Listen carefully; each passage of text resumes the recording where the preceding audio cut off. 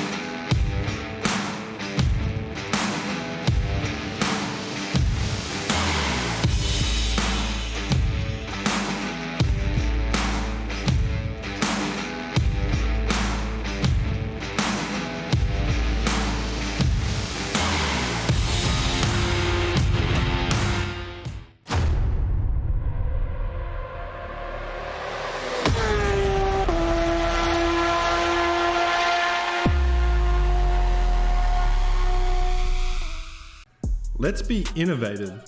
Let's challenge a norm. Let's raise the bar. Let's be the elite.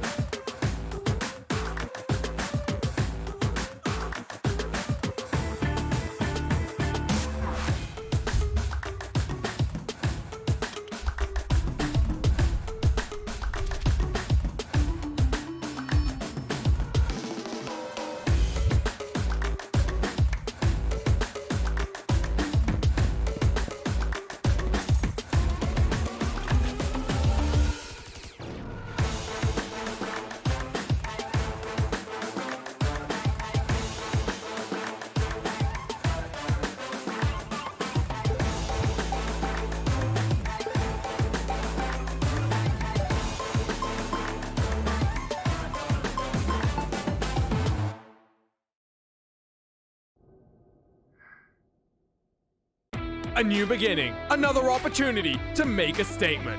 Lionheart celebrates its roots with the car that started it all. 18 races to determine who is the best in the most exciting form of auto racing on the planet. 200-mile-per-hour Indy cars inches from disaster or glory. There can only be one Lionheart Speedway Series champion whose name will be etched into the Lionheart history books. The Lionheart Speedway Series presented by Moser Racing starts now.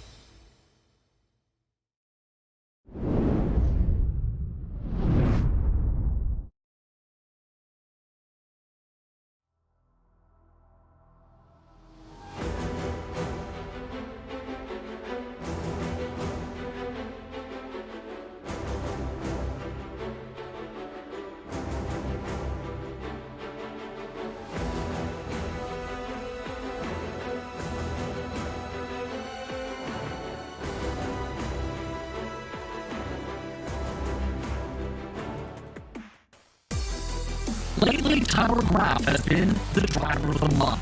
However, throughout the campaign, it's been Matt Taylor who has dictated control of the title fight. His competitor for the majority of the season, Matt Wagner, has faltered as of late, while Joe Branch has stunned his way up the boards to keep up with Taylor in terms of keeping him in check. But the question remains, who will be able to be kept in check tonight at the fastest short track on the planet? This is Iowa Speedway, and this is the ButtKicker Iowa 175, presented by GSI. Hello everyone, and welcome to race 14 of Season 2 for the Lionheart Speedway Series, presented by Moser Racing, live on racespottv and ESTV.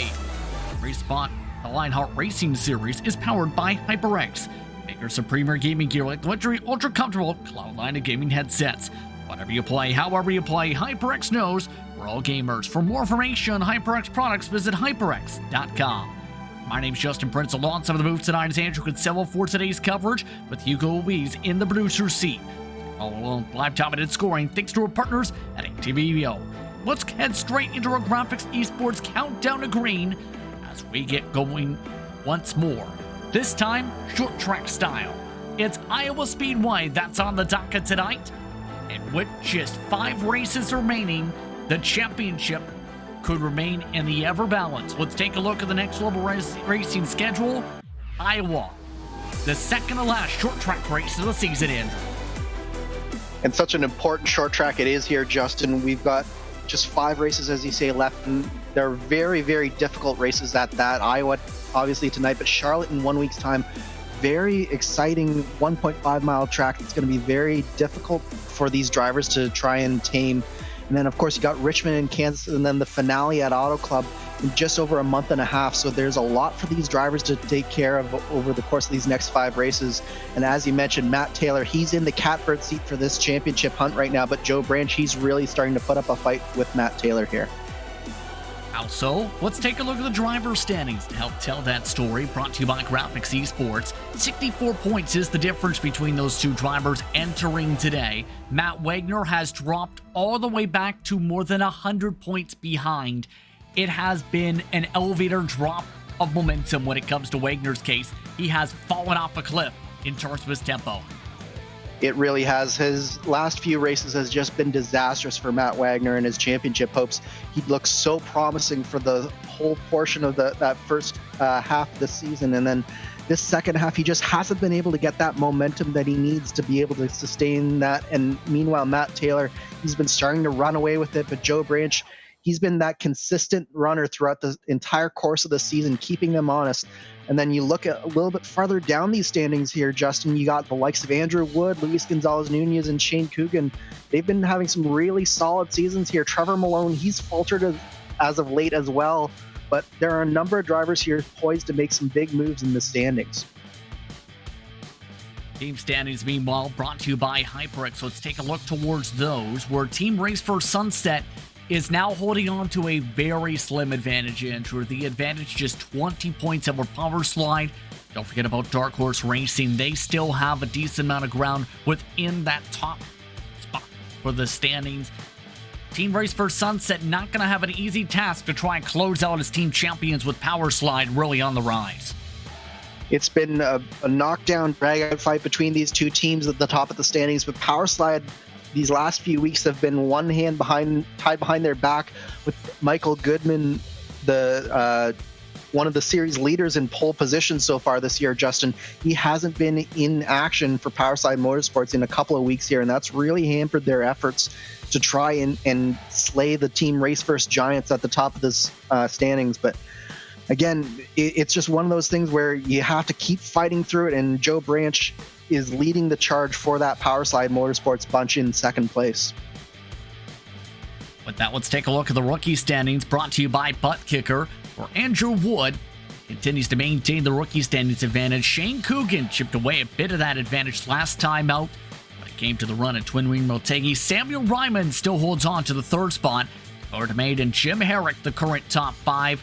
Some strong rookies in the midst of that class, especially with Wood, with his experience on the platform as a whole. Jacob Oster, remember, started off strong at Twin Ring Motegi, was in good contention to pick up a victory there after his slow start to the year.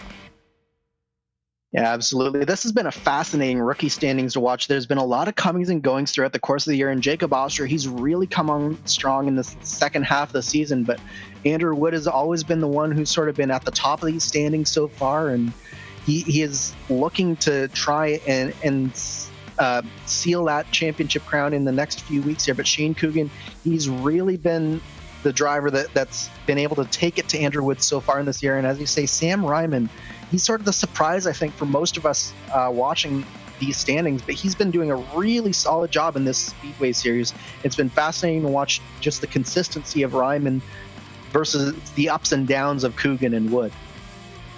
Racing broadcaster known for trying to stay out of trouble has stayed out of trouble most of the way. With that, let's take a look at your series details presented by GSI. Our drivers are running with the Dallara DW12 tonight. Custom fixed setups built by Andrew Kinsella. Cash and prize available of $6,930 as part of this series. And plenty of changes when it comes to how the tides have turned as this campaign has fared out. as we make our way towards the final race of the campaign, the Triple Crown race at Auto Club Speedway, to determine the champion. And in turn, our event details brought to you by Motor Racing. Take the turn toward as we get ready to go racing with the DW12 for the 8th time here in Lionheart competition history. 2 times the pole position has converted to hyperx victory lane, but leading laps, keep in mind, is no guarantee of victory here. That is a critical thing to keep in mind when it comes to Iowa. Absolutely. It's one of those tracks where you never know what's going to happen. As we can see, 2 drivers have gone from pole to victory lane, but at the same time, because it's a short track, because the green flag pit stops can play havoc if a caution falls at the wrong time, it's just one of those tracks where you have to expect the unexpected, and you can never be too certain of your victory, no matter how far out in front you get. And it's always been a very close race here with this DW12. As you can see, only 1 second difference between is the largest margin of victory here between first and second. So you're always going to be in store for something that is going to be a photo finish or a near photo finish here. So it's really an exciting track to watch these drivers tackle here tonight. And keep in mind, when it came to last year's event for Speedway Series competition, it wasn't the driver who led the most laps, or even the second most, or even the top 5 most laps who picked up the victory. It was Caleb Bensi, who was someone in the mid-pack that led laps with just 10, compared to Tony Showin's 71, who took away the victory last year.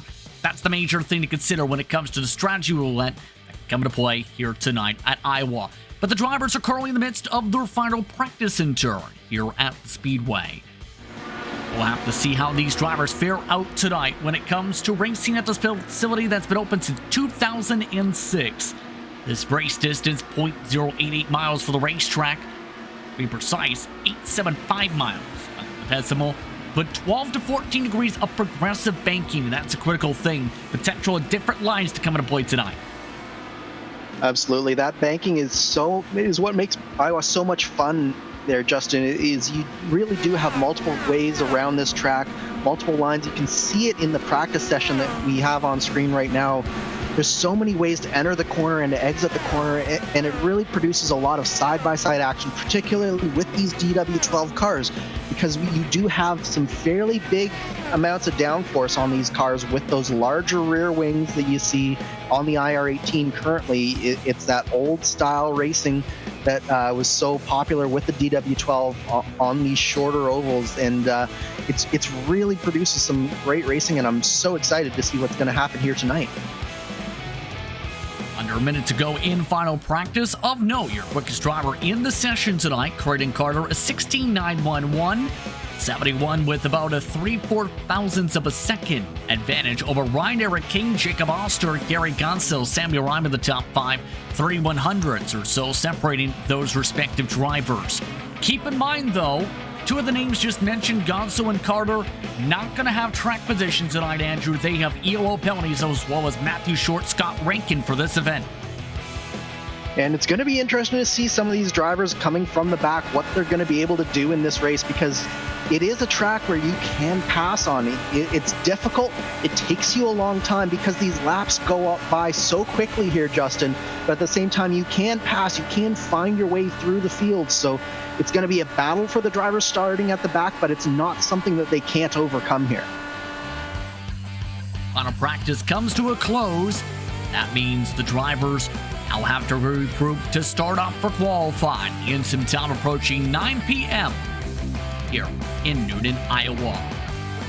Plenty of corn to be popped, plenty of positions to be determined for qualifying. The drivers now get set for 5 minutes of solo qualifying, 2 laps to get up on the board, determine who will start on the pole for tonight's race.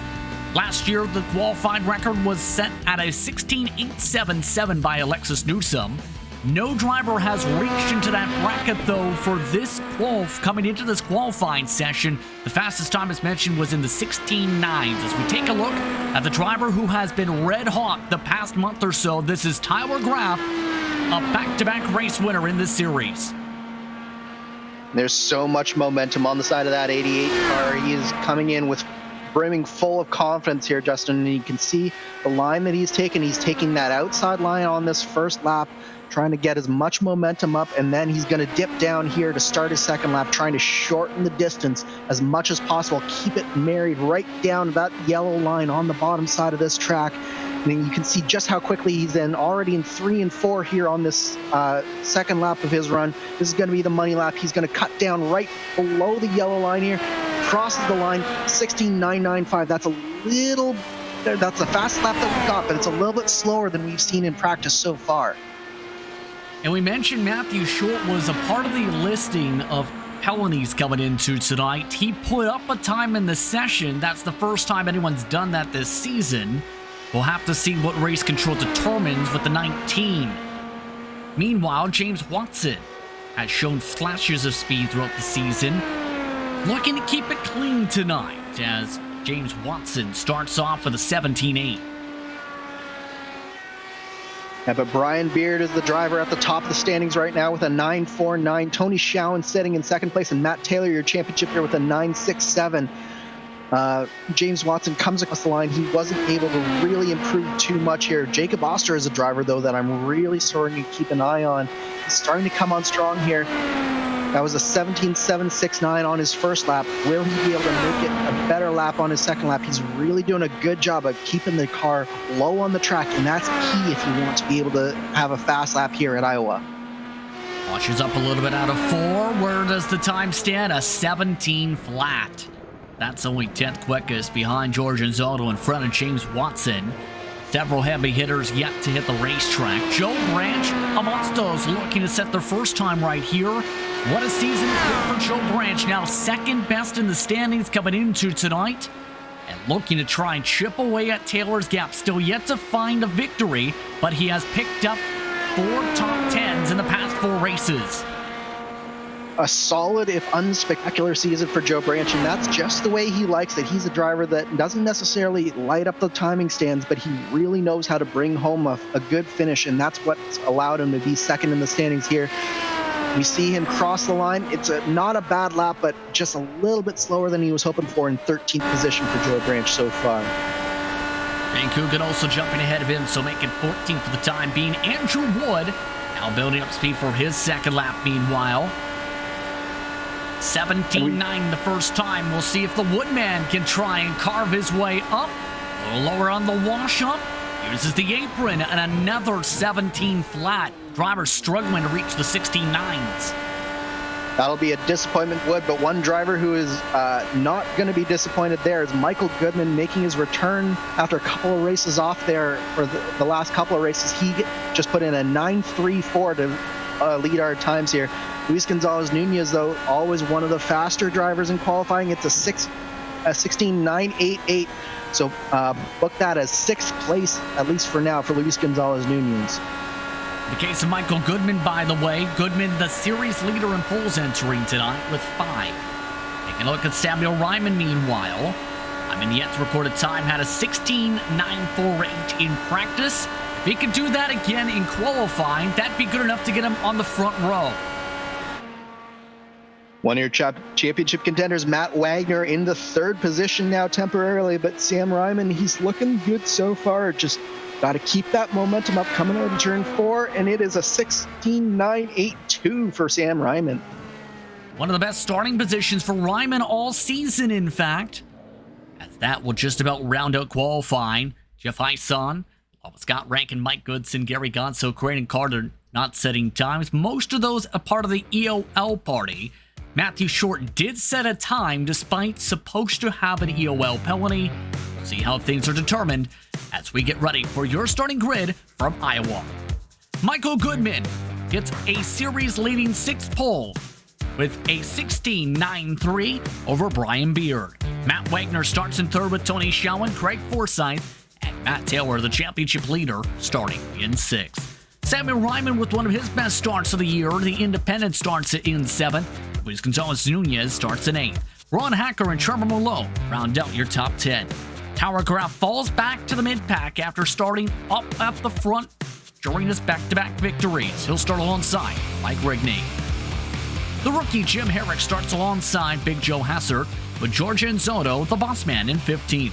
Team will start 16th with Jacob Oster and Shane Coogan, the top 18. Back in 19th, James Watson and Andrew Wood starts in 20th. Joe Branch, Ricky Harden, Thea Dupree, Cody Wenson, the top 24. Ryan King starts 25th tonight with Hugo Gowers in the 26th position. Matthew Short is a part of the EOL gang. He'll be dropping to the back. Gavin Sanders, Gabriel Wood, Dakota DeMade, the top 30 in the last of those setting times. The rest of the drivers, Jeff Heisont, Scott Rankin, Mike Gibson, Gary Godsill, Creighton Carter, most of those in the EOL gang. As we take a look now at your cars, let's take a look at your featured onboards tonight. First, your ButtKicker onboard, carried by Trevor Malone. Sim racing is better with ButtKicker. Visit thebuttkicker.com. Gomez Sim Ministries on board, featured by Ron Hacker tonight. Makers of high-end esports equipment and controls, visit GomezSimIndustries.com. The SimRace247.com on board is carried by Luis Gonzalez Nunez. Visit SimRace247.com, where sim racing is for everyone. And the HyperX on board is carried by Matt Wagner. Whatever you play, however you play, HyperX knows we're all gamers, and HyperX is ready to game. Let's look at your featured onboard cameras throughout the field tonight. We get ready to go racing, Andrew. Your keys to victory if you want to be able to come away with some sweet corn from HyperX Victory Lane. So the number one thing for me, Justin, is timing your moves. Iowa is all about patience, and you've got to make sure that you can get clear of the driver, particularly on the exit of these corners. It's going to be so important to not disturb your momentum and really make your way through this field. And the next thing is getting the pit strategy correct here. It's so important, because you go not one but often 2 laps down here, that you need to make sure that your pit strategy is absolutely on point. And then finally, it's getting some clean air on those wings. It's so much nicer to lead this race than it is to follow and try to pick your way through traffic. So Michael Goodman, he's really starting in the catbird seat here tonight. He's really going to have an advantage being on that pole position. So as talked about, the leader with a major advantage with clean air. Who do you think can get the job done tonight is the major question, because the major thing we seen last year, it was a strategy roulette to be able to hold on to spots. It's so difficult to predict Iowa, isn't it? Just because of that pit strategy factor, you never know what's going to happen. You never know when a caution is going to come out. The pit entry is so difficult here. I think there are a number of drivers that can really pull something out. Joe Branch is one of those drivers who can stick it out and stretch a fuel load longer than everyone. But a driver like Matt Taylor and Matt Wagner, sometimes the aggressive strategy also comes into play here. So I think there's a number of different drivers who can really take a hold of this. It's going to be fascinating to see what happens here. Competition, commitment, excitement. This is Lionheart, and this is the start of the ButtKicker Iowa 175, presented by GSI. We're underway from Iowa.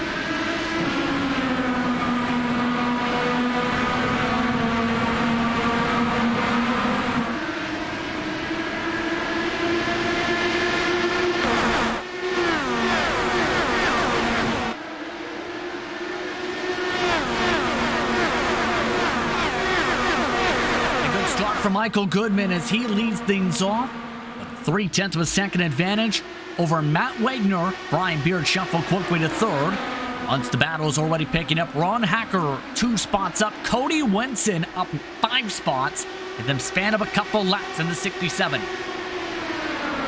It was not just a good start, but a great start for Michael Goodman, and a terrible start for Brian Beard there. Matt Wagner jumped all over that up to second place, as you say.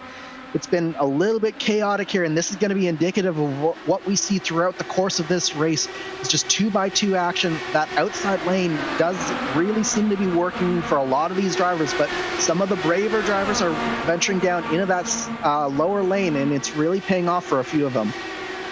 A couple drivers actually joked during practice there was a super speedway feel to tonight's action. As you take a look at Tyler Graff battling for 11th position with Joe Hasser, just because of that difficulty to pass in turn with the aero wash. Yeah, absolutely. And it's really a track where despite it being so short, you're almost foot flat to the floor here. In traffic, you do have to lift a fair bit more than if you're, say, Michael Goodman or Matt Wagner out front. But there's a lot to be said about having the cojones to keep your foot to the floor and keep your foot in it throughout the course of the thing. But we had a little bit of an incident. Michael Goodman nearly got loose coming out of turn 4 there. And he got past for it. Matt Wagner now to the race lead. Squeezed him up the trekking turn to clear him on by. Wagner, we talked about him potentially out of the championship picture, so to speak, despite still being in range from his bad luck the past few weeks. Looking to try and turn it back a bit, but Goodman not backing down, dives back to the inside, looking for the race lead back, clears himself as there's the cross. Whoa!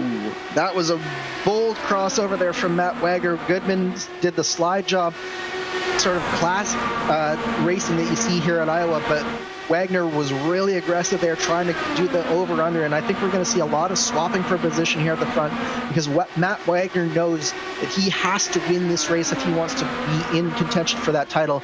But really the problem for Matt Wagner is that Matt Taylor, who is right now fighting for that third position with Brian Beard, he hasn't had a bad race so far.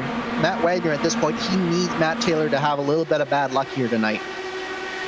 That was the second part of the equation. It's hard to gain back points when your championship competitors not having bad luck. The thing is, Matt Taylor nearly got up to that second spot and third spot, yes. He just lost all his ground, though. Keep in mind, Taylor has done this in the past where if he's able to cut through the pack, he's usually the driver to watch for when it comes to arrow wash and pinky passes. But that is something that we're going to have to keep an eye on, is that arrow wash. And you can see another thing there that looks like Gabe Wood. He gets a little bit loose coming through turn 2. There's a big bump in turn 2 that we haven't really talked about yet, Justin, but it's going to come into play over the course of this evening. And I think that just caught out the car of Gabe Wood in the 04 there. Gabe Wood just parked it as well. His fastest lap cracked 17 seconds and a crash down the back straightaway. It's Isaiah Dupree. No caution, we stay green. Scott Rankin was also in the vicinity for a moment. Dupree had been running in the 20s before the incident. Now he's got significant damage to the rear wing. I was going to say that's more than just a little spin there. That's significant contact for the number 98 is Isaiah Dupree, and he just got a little bit low through turn 2 there. And as soon as he hit that apron, he got loose and it got up into that outside wall. It looks like he avoided any major suspension damage. It's certainly going to cost the number 98 car some speed over the course of this run and over the course of this race. Checking in some of the championship competitors. This is Joe Branch, still in 22nd position. Now it's 21st, passing Ricky Hardenbach. Branch not able to get anywhere so far. Oh, it's been a difficult race so far for Joe Branch, and it's got to be torturous for him seeing the likes of Matt Wagner and Matt Taylor up near the front and knowing that he's far back in the field. But we've seen this from Branch before a couple of times, Justin, where he's just content to sort of take what the race gives him, and somehow he's always there at the end. We are 18 laps in already. It doesn't seem like it's been very long, but this is a long race, 205 laps, so he's still got plenty of time to make his way through this field.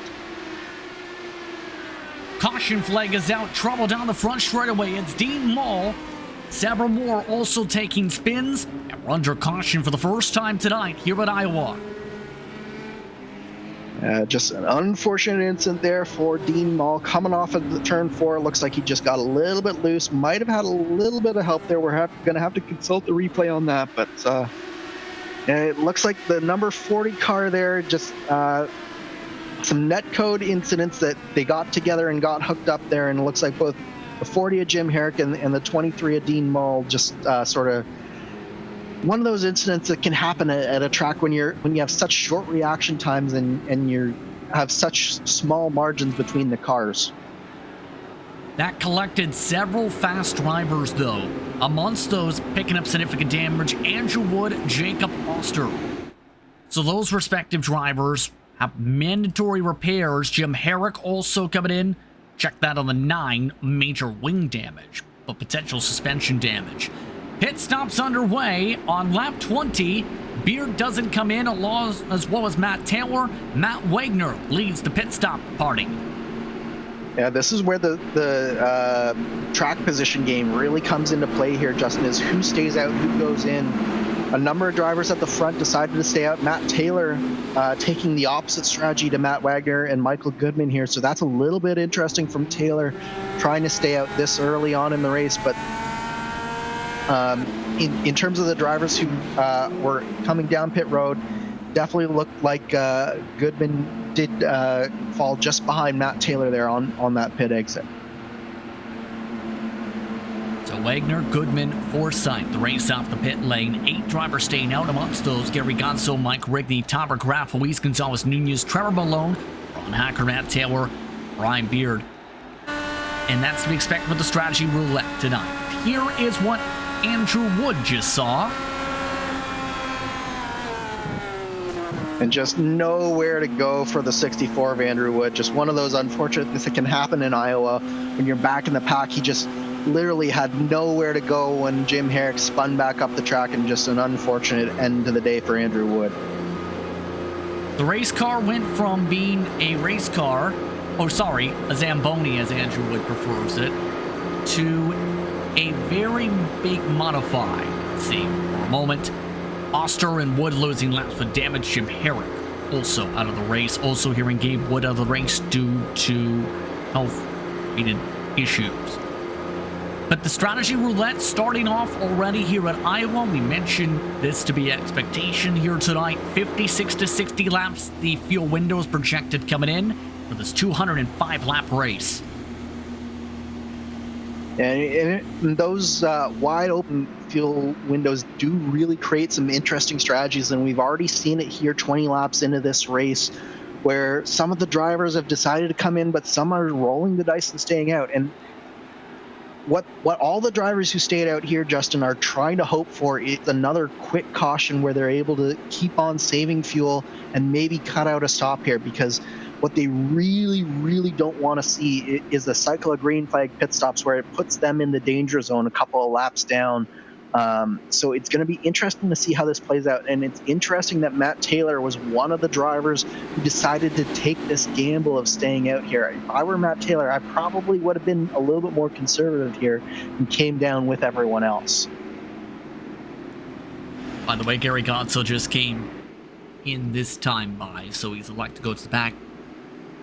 But the strategy roulette, which we can play here, you'd have to think, hoping for cautions, precautions. So the afterthoughts coming in. 182 to go coming up this time around here at Iowa Speedway. For those just tuning in, you're watching the ButtKicker Iowa 175 presented by GSI. Brian Beard in control of the field now as we get ready for the one to go signal. It is a long caution racetrack, keep in mind, at Iowa Speedway tonight. The caution flag periods can take upwards of 4 to 5 laps. Keep that in mind as the night progresses. So just about all set to go. Have to see how this fares out. Yeah, and I think the goal for Matt Taylor here is he's got to find a way past Brian Beard as quickly as possible here. And I think that's something that he probably feels fairly confident in here. He's got to get up a lead, and he's got to hope that we get through not only one cycle, but several cycles of pit stops where he's able to cut out a stop, figure out a way to get back on strategy, because Matt Wagner's only in about 8th place here, so there's not a lot of buffer between himself and all those drivers who come down pit lane here. All set to go for the restart.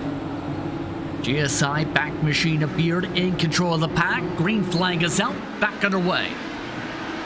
And already one driver quickly darting to the left side of the circuit at the back of the pack. The rest of the drivers start to scrap a bit. It's Tyler Graff to the inside. Luis Gonzalez Nunez looking for 5th. Here are the drivers who stayed out on this past round of yellow flag pit stops. Tyler Graff, he definitely is looking to recover from that qualifying effort to a certain extent, and he's using the strategy as best he can, but he just can't find a way past Luis Gonzalez Nunez at this point. Andrew Wood trying to come back from the racetrack, just had to re-enter the pit lane. Too significant damage to continue rolling despite having non-mandatory damage. Mike Gibson also a black flag being served currently. Meanwhile, amongst these drivers shuffling, Matt Wagner trying to regain the ground he lost to Mike Rigney off the launch. See, that gap has closed down to 1 car length already. And this is exactly what Matt Taylor was hoping to avoid here, is the fresh tires of Matt Wagner's coming into play here. He had a little bit of time to try and regain his footing on that initial start, and you can just see how much better he's able to grip the bottom of this racetrack. But the driver in front of him, that's Tyler Graff, checking him up just a little bit. He might go 3 wide coming down this back straightaway. Thought about it for a moment. Michael Goodman backs out of it, though. Instead falls the aero wash. Matt Wagner clears on by Graff. Rigby already being shuffled into the heart of the pack in turn. So the drivers on fresh tires starting to get rolling along the bottom of the racetrack. They zip on by Wood. It appears Wood may not be able to continue. That damage too significant. They still battle for 5th now. Looks like Jacob Oster as well is going to be out of this race at the point. He has not rejoined the tracks, and in fact has exited out of the sim. Jim Herrick and Gabe Wood also out. You can see right now, Justin, the drivers who stayed out there, particularly at the back of the pack, they're starting to get picked off. And one of the things that's going to be so difficult for these drivers is they're going to have to be very, very patient, because their cars just simply won't be working as well as the drivers on fresh tires. So they have to find a way to mitigate the damage that is happening right now. Michael Goodman trying to mitigate that damage to keep up with a 3 machine in turn. Rounding the bottom of the racetrack this time, battling it out with Trevor Malone. Michael Goodman, one of the power slide cars, keep in mind. We talked about missing a couple starts. It's been about getting luck when it comes to him and his races on the pole. We mentioned it the last time we seen him on the pole. He usually ends up hitting a spurt of bad luck despite that qualifying tempo. He does, Justin, but in this race, he's really set himself up well here. He's positioned himself well. He's right behind Matt Wagner, the second driver on that sort of alternate stop where everyone stopped on that last caution. He's the second driver on that strategy, so he's positioned himself really well. Meanwhile, we've got some battling here back in the pack. This is Tyler Graff and Joe Hassert battling for the top 10 here. Joe Hassert now to the top 10. Trying to clear Graff, couldn't do so though in the heart of the pack. Forced back around to the inside line in the purple and white machine. And that top line is just so difficult to be able to clear on by tonight. How do you try and round that track around the bottom of the circuit, make sure you clear in time, knowing how, if you get stuck at the bottom, it seems, well, you see the result. It really, really is difficult. And what Joe Hassert did there is basically all you can do is try and slide up in front of your opponent on the corner exit. The key thing is timing. Oh, we have a spin here coming. That's the number 17 car, that looks like. Into the wall, that's Cody Wenson. Wenson has lost a wing. No caution, we stay green. 28 cars still running Wenson forward without again. damage. And now this could bring it out. Yes, Wenson across the racetrack in front of the leaders brings the caution out. Yeah, unfortunately, I don't think Cody Wenson realized that he had lost his rear wing there in that incident. What happened there, I think Ricky Harden got a little bit too aggressive there on corner exit, gets into the back of Cody Wenson. Wenson spins into the inside line, and then he's got no rear wing, and he spins it out on corner exit there. And creates a really treacherous situation for the leaders of this race. So that brings us under caution after another 20-lap run. I will have to see how the strategy roulette plays out. 40 laps on the tires in some cases for Beard, Taylor, Ron Hacker, and company. We'll see how many of them elect to come down. In fact, the top 4 on those who stayed out previously coming in. Michael Goodman as well coming in. Yeah, it looks like Big Joe Hassert. Yeah, Big Joe Hassert is the first driver to stay out here. Everyone else coming down pit lane. I think you're sort of within a more secure pit window now for the drivers who are coming down pit lane. So this was really beneficial for Matt Taylor, for Ron Hacker here. The question is just how beneficial will it be? Will Matt Wagner be able to leapfrog a few of these drivers because of the shorter fill that he'll have? We've got a number of drivers coming off pit lane. It looks like Brian Beard just beats out Matt Taylor coming off pit lane. It was by a bit of a wing and turn. This time, just 3 drivers staying out, potentially 2, as we've seen Gary Gonzo already come in once on this strategy dice roll. Joe Hassard and Dean Mull, the only 2, in fact, who have stayed out here. Dean Mull, remember, was involved in the first caution of this race. He was a big portion of that caution, in fact. So this really does get an interesting situation for Dean Mull, and what I think he's playing at here is definitely track position. He knows that car isn't really working very well in that lap traffic, in the back of the field sort of traffic area that he's got. So he's going to see what happens at the front of this field with some clean air. And I don't blame him, to be honest, Justin. I think that it's probably a good play for him to get this track position, particularly how we've seen sort of a caution coming out every 20 laps or so. Falling on board with Michael Goodman. Already Gary Gonzo signaled he's coming in. So Goodman back up to the top 5 coming up here. Michael Goodman, as mentioned, 1 top 5, 3 top 10s on the season. The starts he's had from the pole, remember, 32nd at DNF at Texas, 15th in Atlanta, 30th at Kentucky, a DNF. Then 12, picking up a DNF in 26th at Indy and 27 at New Hampshire. Goodman looking for luck in his first start since August the 1st. It really has been a tough go for Michael Goodman from the pole, but if any track sort of invites you to break a streak, it's Iowa, where so many unpredictable things can happen. And so far, so good for Michael Goodman. He's still well within that top 5 position. And this is just the type of run that he needs to have happen here. He's well within striking distance of Matt Taylor and of the lead of this race. We've seen him battle with Joe Hassard already a little bit in this race. He's going to be able to do that again here on this restart.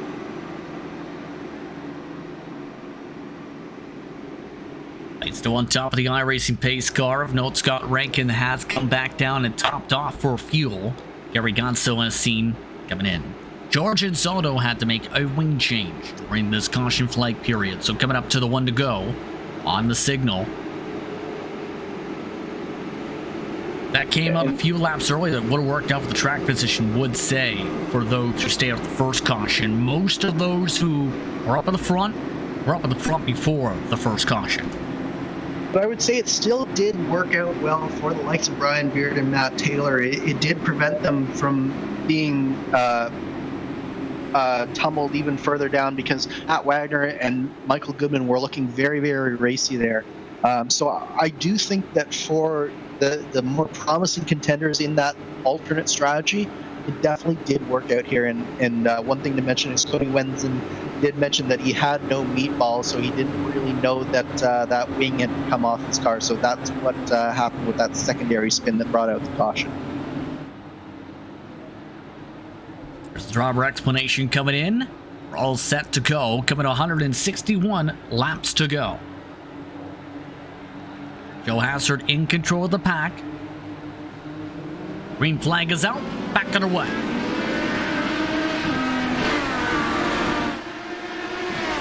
Pulling launch, Tyler Graff immediately one of the first drivers looking to make a move. The rest of the drivers keeping it patient for the opening corners.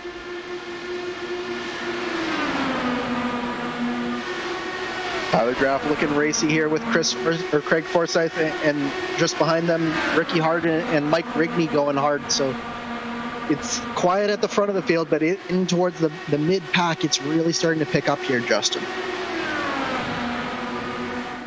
See that with Craig Forsyth, who was running top 5 before some of the cautions started to rain out for D Racing Machines. Logos on the card should say. Still trying to find a way around Luis Gonzalez Nunez, not able to close up the gap yet.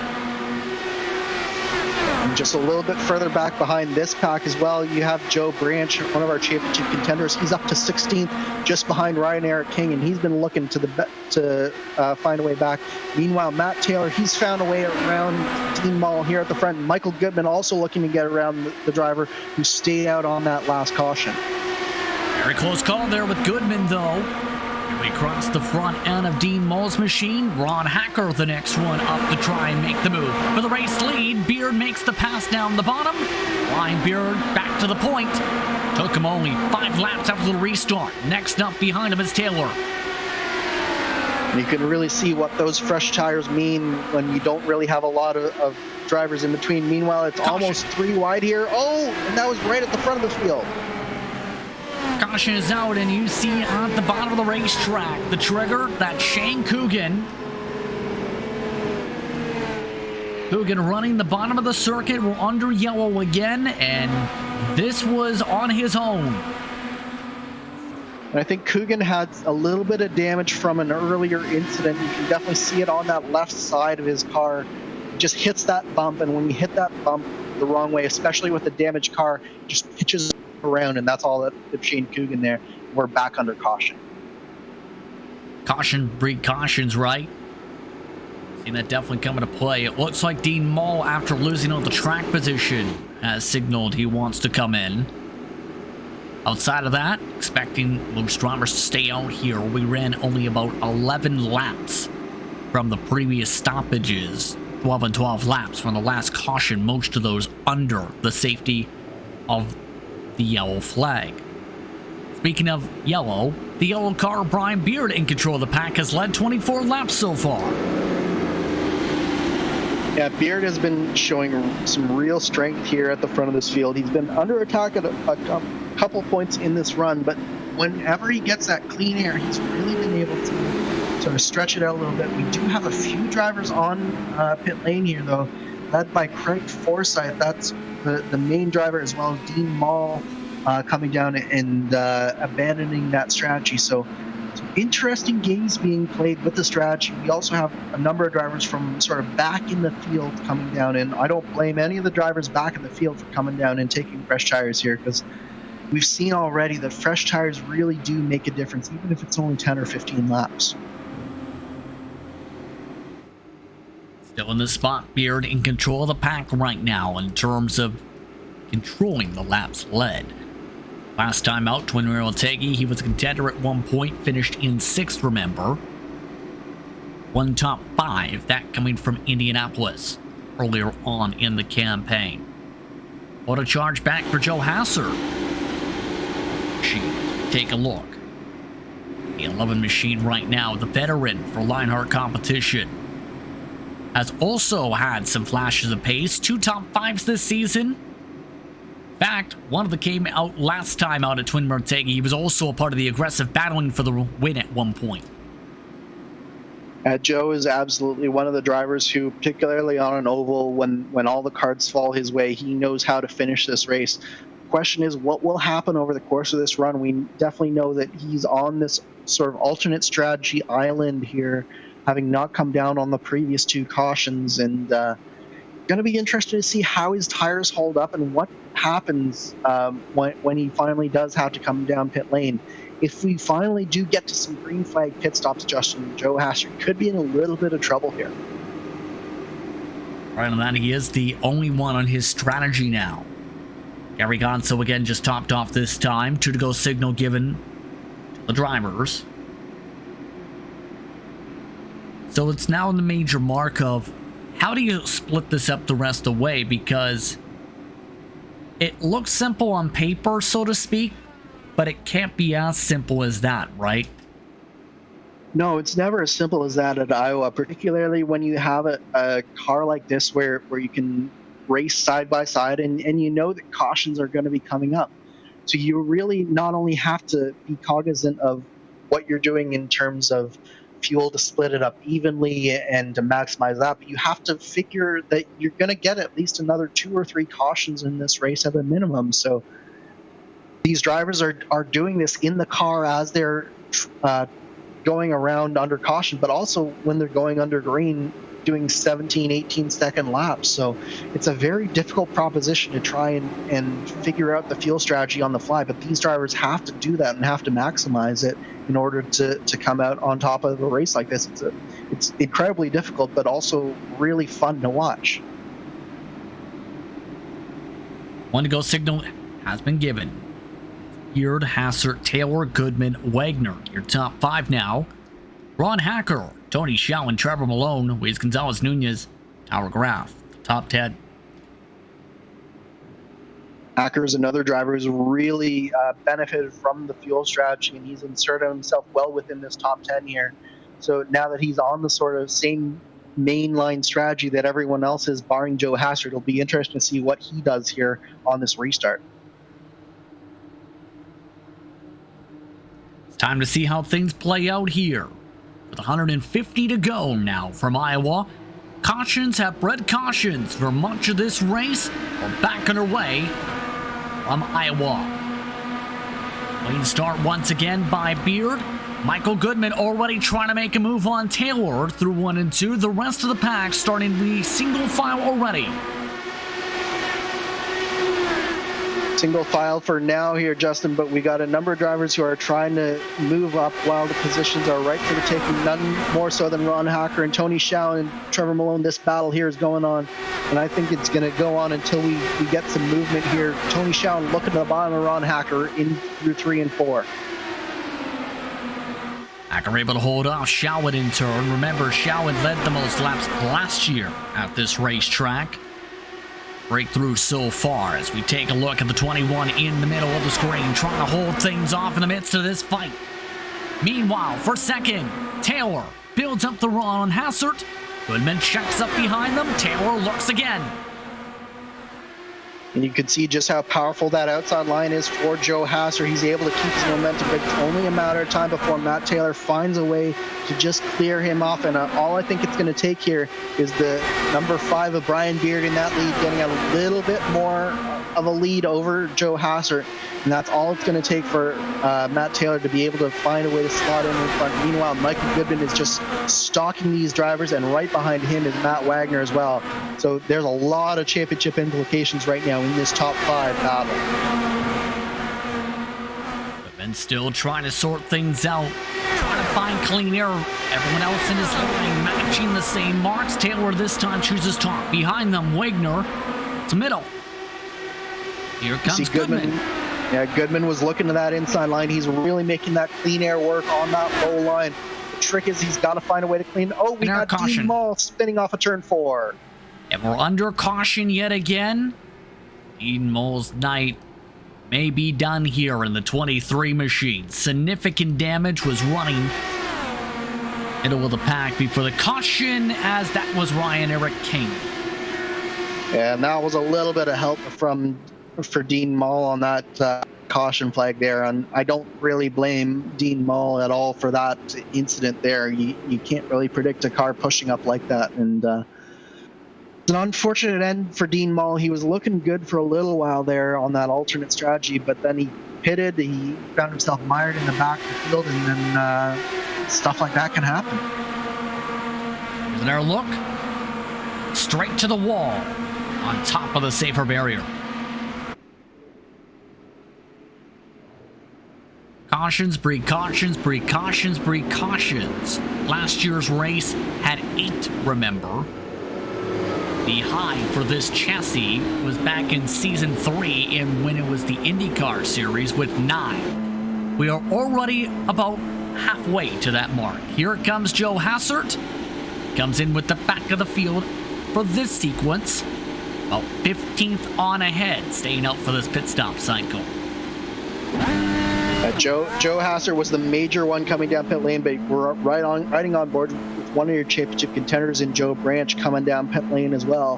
And this is where things start to get a little bit interesting here, Justin, is you're not really in necessarily a pit window here, but what you are in is in enough time between the last pit stop for most of the drivers and this pit cycle where you can get significant overlap in terms of potentially trapping some drivers a lap down. So If I'm Joe Branch, I definitely don't mind this strategy of coming down pit lane this time by and seeing if I can maybe trap some drivers later in the race, because sooner or later, even though we've been seeing a lot of cautions in this race, it's going to go green for a portion. We've always seen that at Iowa. There's always a green flag run. There's always going to be some green flag pit stops.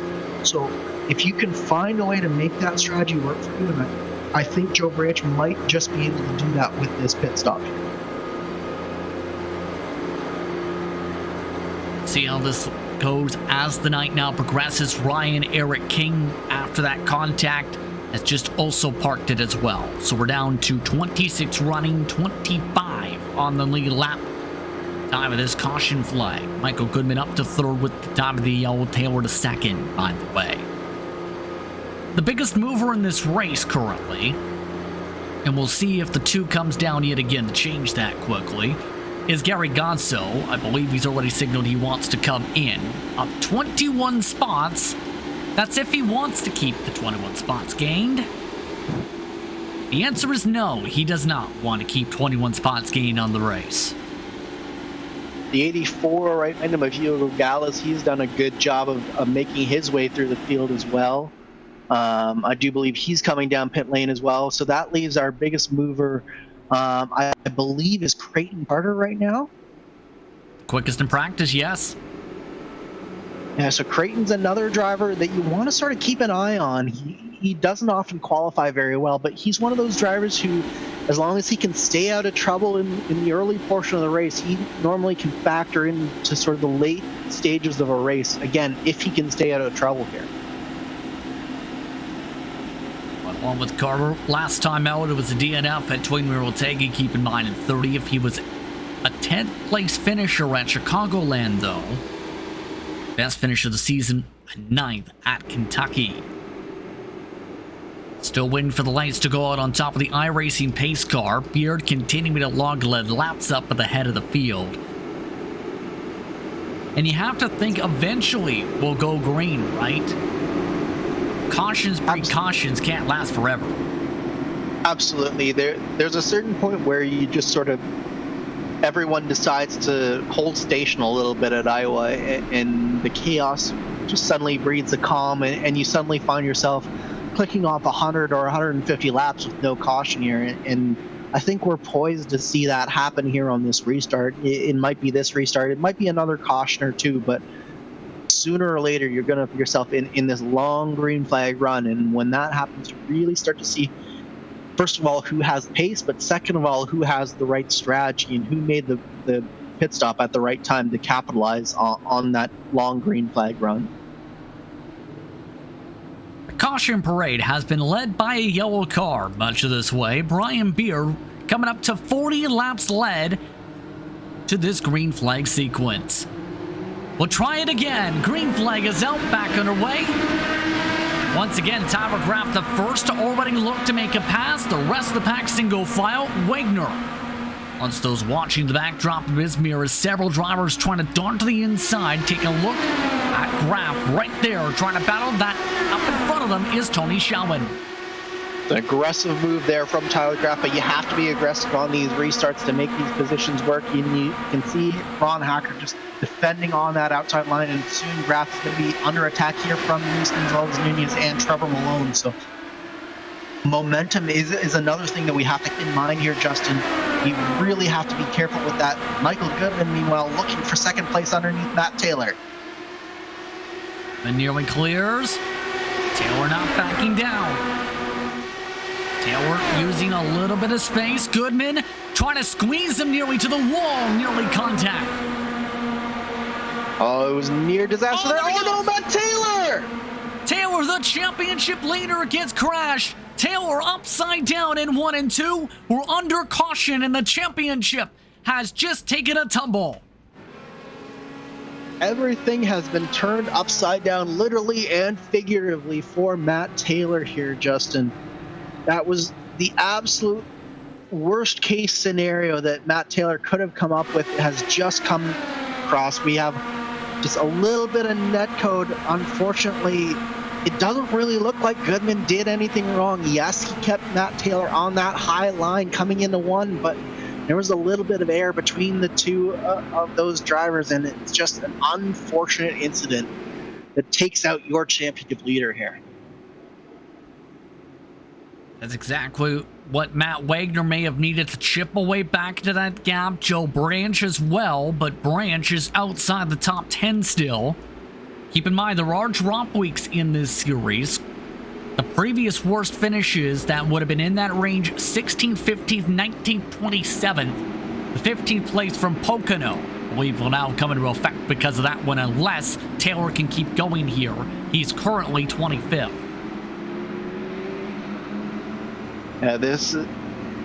It's not the disaster that it could have been for Matt Taylor, but 25th, 26th, it's not what he was hoping for from this race. The question is, will his championship contenders now be able to take advantage of it? Of course, Matt Wagner is in your third position here, Justin, but Joe Branch, he's a little bit farther back in this field, so there's a lot of work to be done from Matt Taylor's championship competitors here, and this could change a lot of things, but in many respects, Matt Taylor has the championship lead in order to be able to keep this advantage and absorb the negative impact of what happened here just a few seconds ago.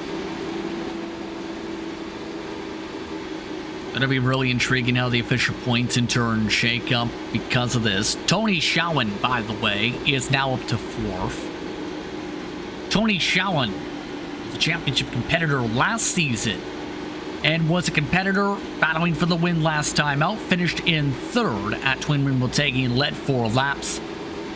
The most laps led, though, of this entire season compared to last year, though, Andrew, just 10 from Pocono, and he DNF'd in that race.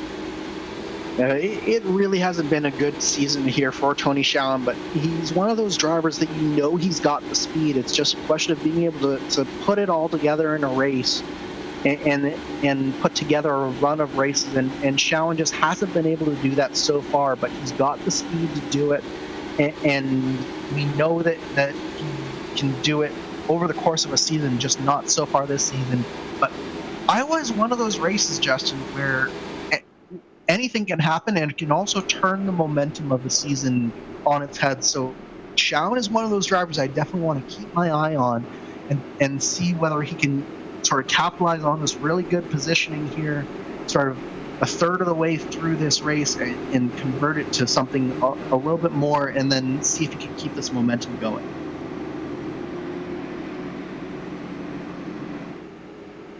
It's been a caution-filled affair. Our longest run, 20 laps tonight. Have to see how this scraps up next, because the reason I say scraps up is Tyler Graf, we've seen him have some good launches. Neely is the first driver usually to make a pass. He's lining up for this restart in 6th spot, Andrew, in the 88. And outside of what we've seen in the previous races, this race is different when it comes to the case of Tyler Graf. I think it's worth noting, Andrew, because previous 2 races he had the track position for the get-go, held on to it all race. He's had the scrap from the mid-pack for the first time in a couple weeks. For sure, he's not shown the outside and raw pace that he had in the last couple of races, but what he has shown here today, Justin, is just this tenacity and the ability to stay around where he needs to. And it's still early on in this race, so he still has a lot of time to figure it out, figure out the lines. He's in a good position. I still think that Tyler Graf can really play a factor as this race goes on.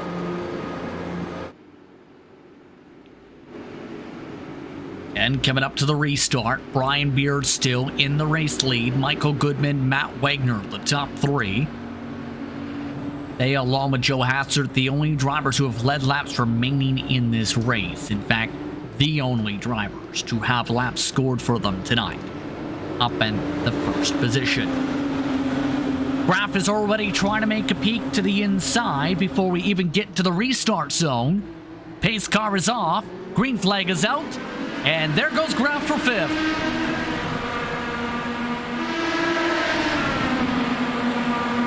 That took all of negative 10 seconds. He slips up rather aggressively in front of Ron Hacker for that 5th position. So as you say, Tyler Graff wasting absolutely no time here trying to get up through this field. But I think the major story here is what can Michael Goodman do? He's already looking to the inside of Brian Beard here for the lead, and it looks like he's got it. Remember the last time Goodman was up towards the lead, there was the swap arounds for the spot. This time he leads for the 8th time tonight. Brian Beard, though, ready for the swap draft. Back to the inside for the point. Goodman looking for the cross. Wagner nearly took that chance away from him as Goodman back for the lead. You're really seeing here, Justin, I don't think that the leader really has a distinct advantage. The second place driver can use the draft and really get around and get a good run going. So at least early on in these fuel runs and these tire runs, they're just not able to create the separation that they need to be secure in that top spot. The swap this time, Goodman electing to follow Brian Beard. Has settled back into the 5th position. Joe Hassert, remember, is on some of the fresher tires in the pack and is making moves. There's the swap. Back to the lead. This time going a little lower from the wall as there goes Beard for the point again.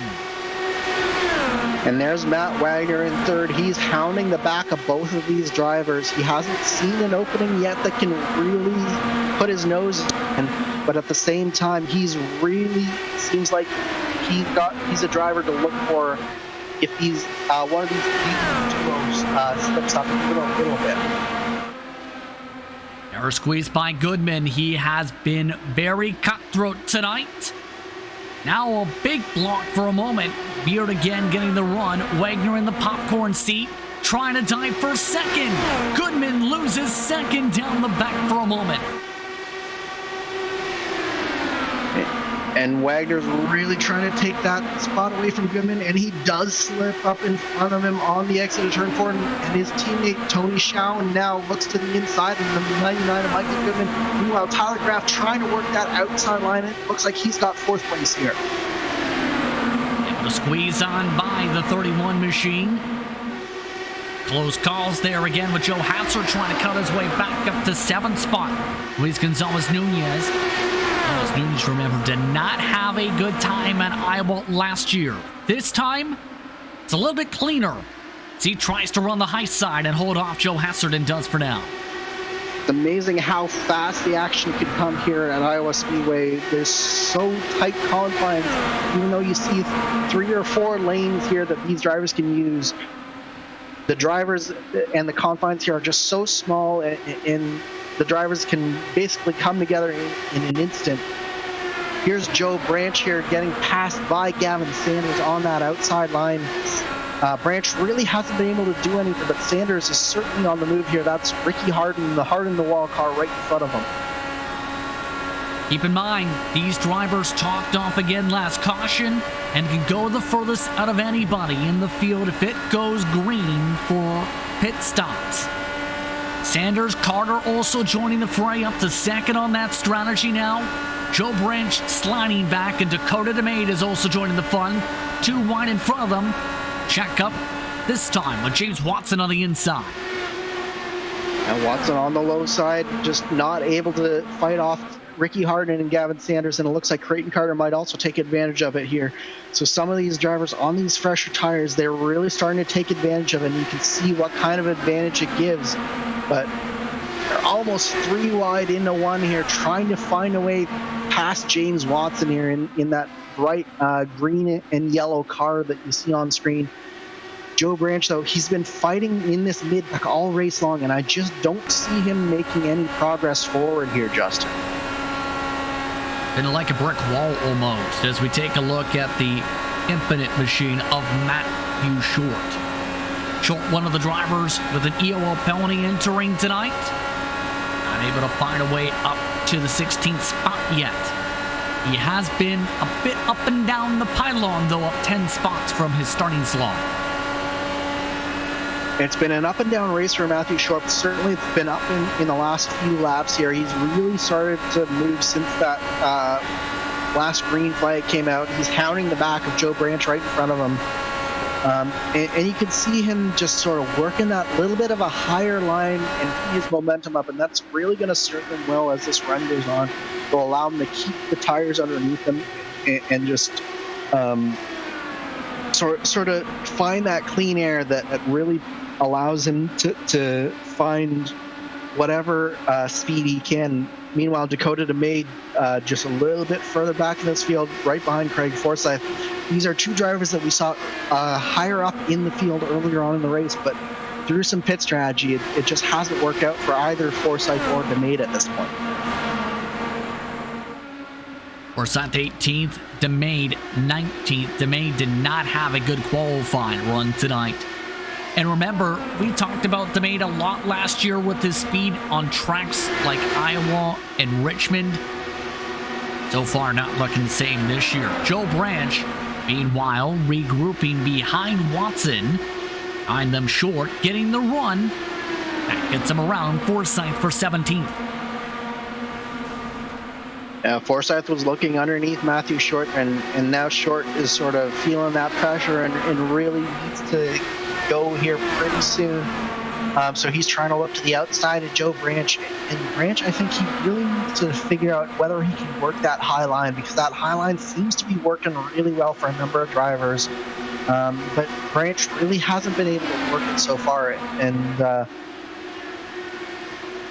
he's got to find a way to find some clean air in comparison to James Watson in front of him, because at this point Watson's holding him up, pulling this whole line up, and he's got to find a way to get that clean air that allows him to get the run that he needs to get by him.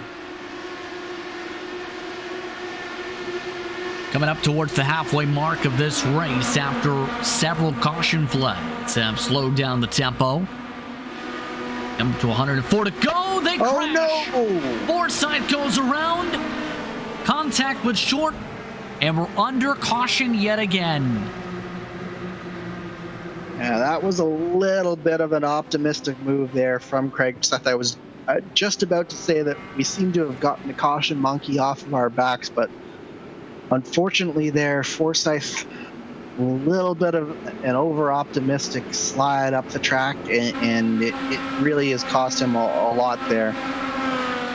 This is going through 3 and 4 on the lap before or through 1 and 2 there, and you can see he comes up right in front and he just wasn't clear there, Justin. He wasn't.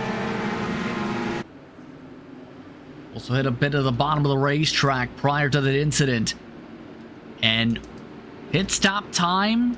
Once again, the cone falls down on its own accord.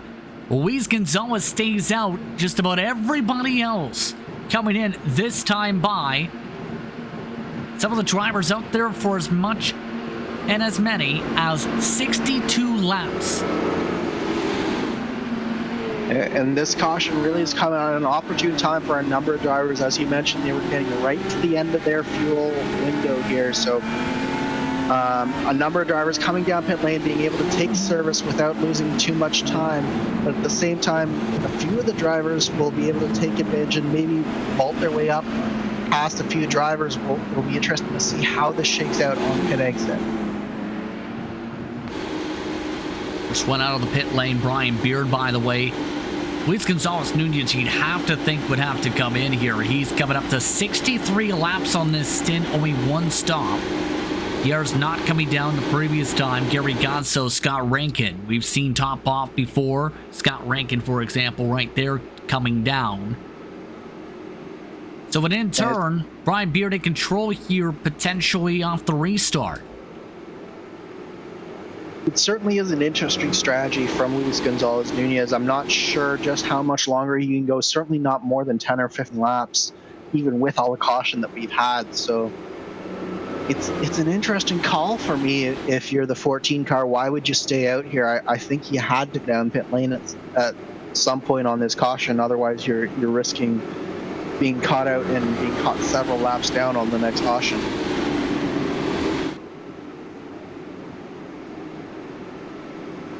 The potential move to come up right here if this plays out. Get a bold play potentially for Nunez if he doesn't top off here. Godso already indicating he wants to come in. Godso trying to stay out of as much trouble as possible tonight. Of note, Matt Taylor, prior to the previous caution, parked his machine. Craig Forsyth has also just parked his 72 car. 24 still running. Shane Coogan, the only driver, laps down despite all the caution flags. Some of the body parts being sent around from some of the race cars, as you see debris. Gowers, along with Scott Rankin, back down.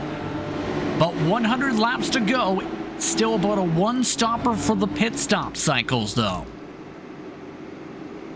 Yeah, you're looking at one stop from here no matter what. The interesting thing for me, if you're Luis Gonzalez Nunez, is knowing that you have a one stop from here. Why would you stay out? And I just don't know the answer to that, Justin. I don't know why he stayed out on this caution, because simply put, he'll have to come down once for fuel and then once again to get to the end. So he's not cut out a stop. He's not done anything that would have put him ahead of anyone, because everyone is going to stay out on the next caution unless it's past where he's going to have to pit in. So very, very puzzling call from Luis Gonzalez Nunez, but he's going to lead the next few laps of this race. Luis Gonzalez Nunez, the leader. Brian Beard second. Matt Wagner, Michael Goodman, Tony Schau in the top 5. Graf, Hacker, Hassert, Malone, and Zoldo now in the top 10. The biggest mover for this restart, Creighton Carter, 21 positions.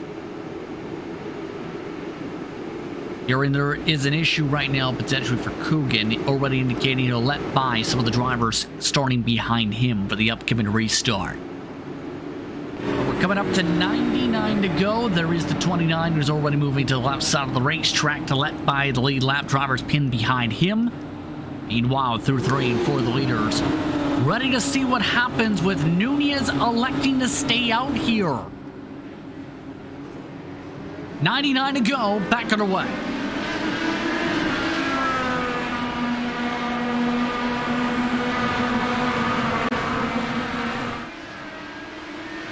Good distance built up over Beard, and some of the drivers not playing nicely. Looking about over 4 this time for Graf. Graf clears on by. Graf looking hungry. Michael Goodman had a miserable start there, Justin, and chucked up his teammate Tony Schau right behind him and allowed Tyler Graf to get by both of them. So unfortunate instance there for the power slide duo, but meanwhile at the front it's Luis Gonzalez Nunez who's stayed out front, at least for now. But the battle is all right here. Joe Hassert versus Ron Hacker and Trevor Malone. They've been all over each other since this restart. You're already making your contact once or twice. Hacker getting shuffled a little bit. Go back single file for the time being. Beard and Wagner have also swapped drafted a couple times. Now peek to the inside of Schauman goes Hassert.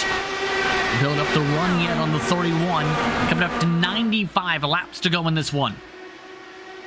Goodman was able to get back around Tyler Graf, and he's all over the back of Matt Wagner here for 3rd position as well. So the battles in this top 10 are coming fast and furious here. Joe Hassert looking to the inside of Tony Schau, coming into 3 here. Schau takes that inside line, looking to the inside of Tyler Graf now. So there's a lot of coming and going, a lot of decisions that are being made by these top 7, top 8 drivers.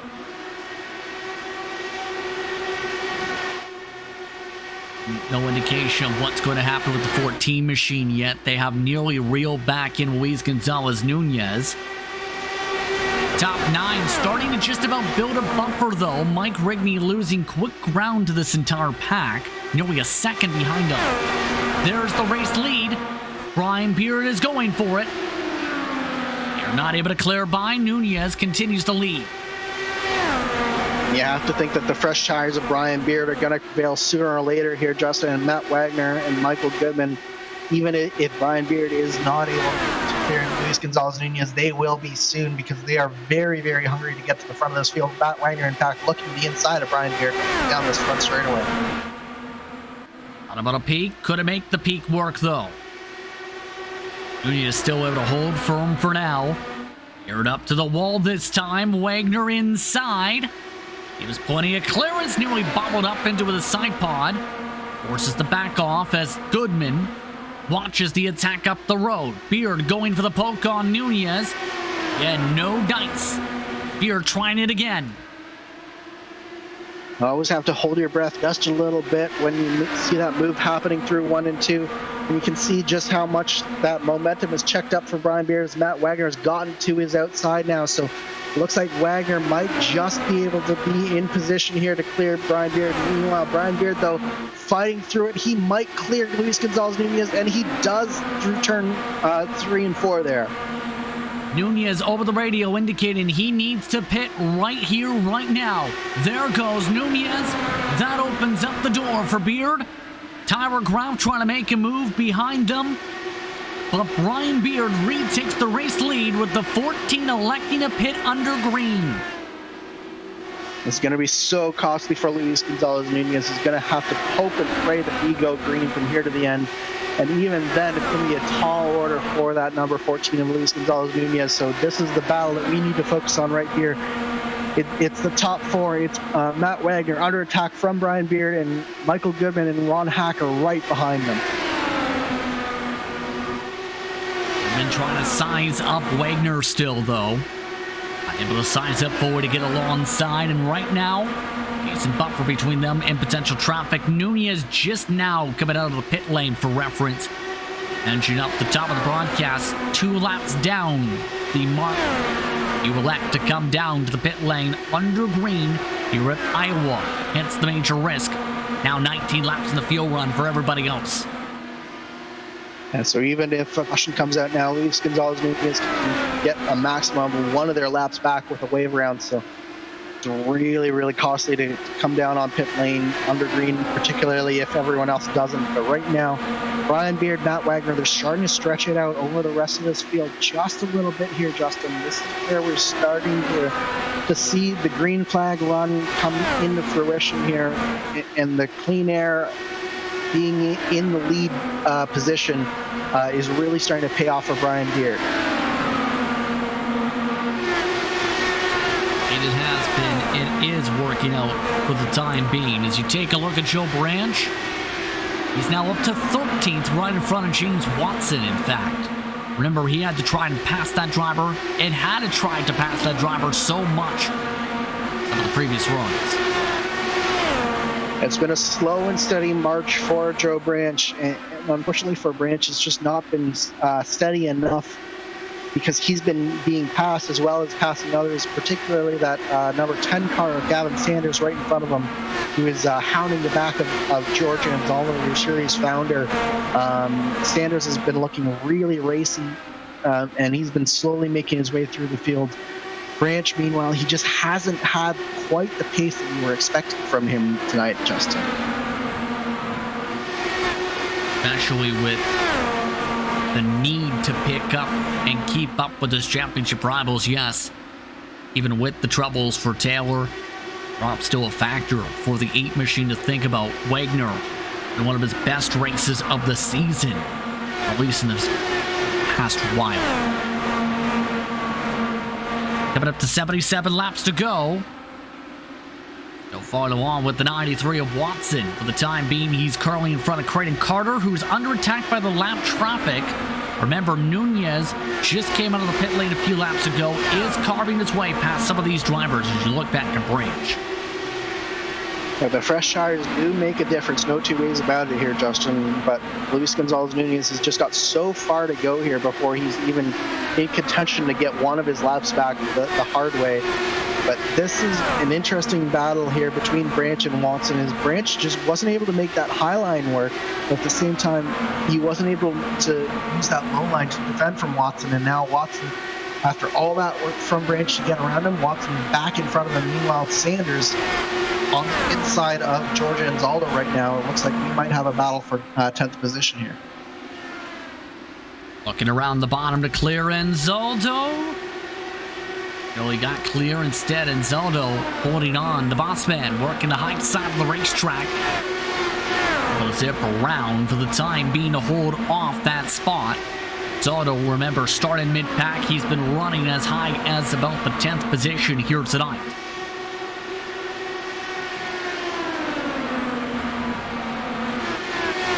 One thing to keep in mind is lap traffic could soon play a factor for some of these drivers.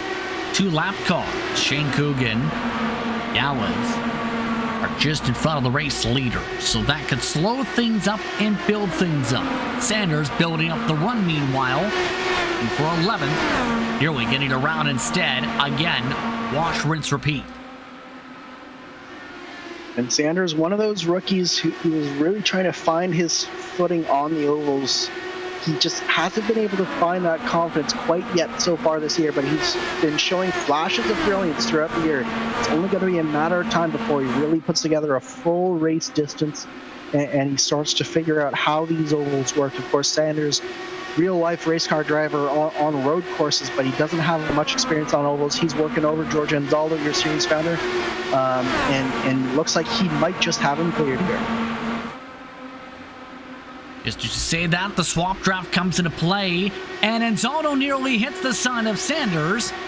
There goes that chance. Sanders up 17 spots. Pull back away in the 11th position after the near contact.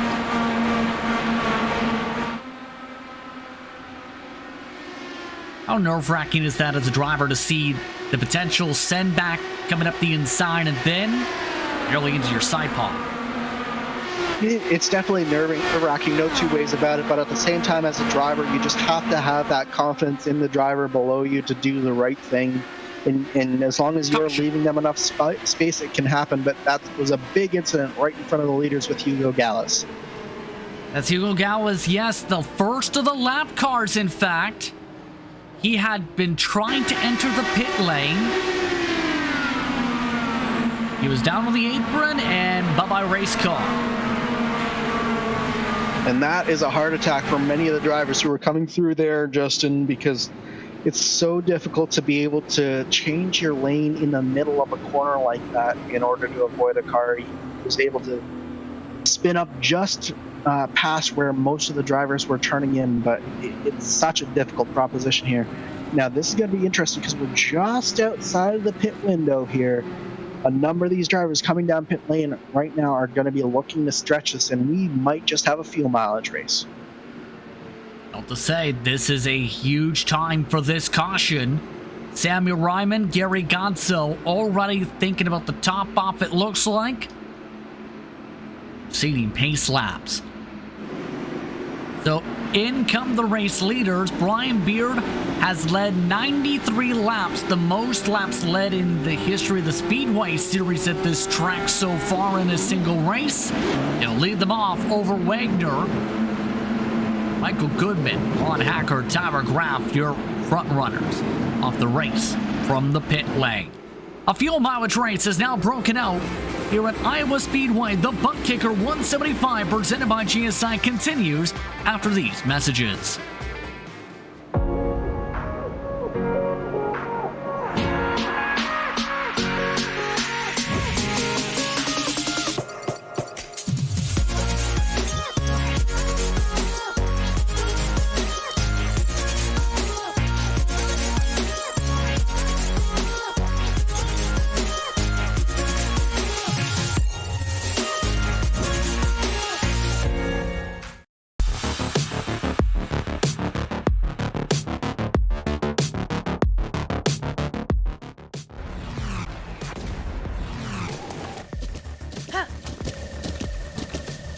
With the ButtKicker Gamer 2, what you see and what you hear is what you feel.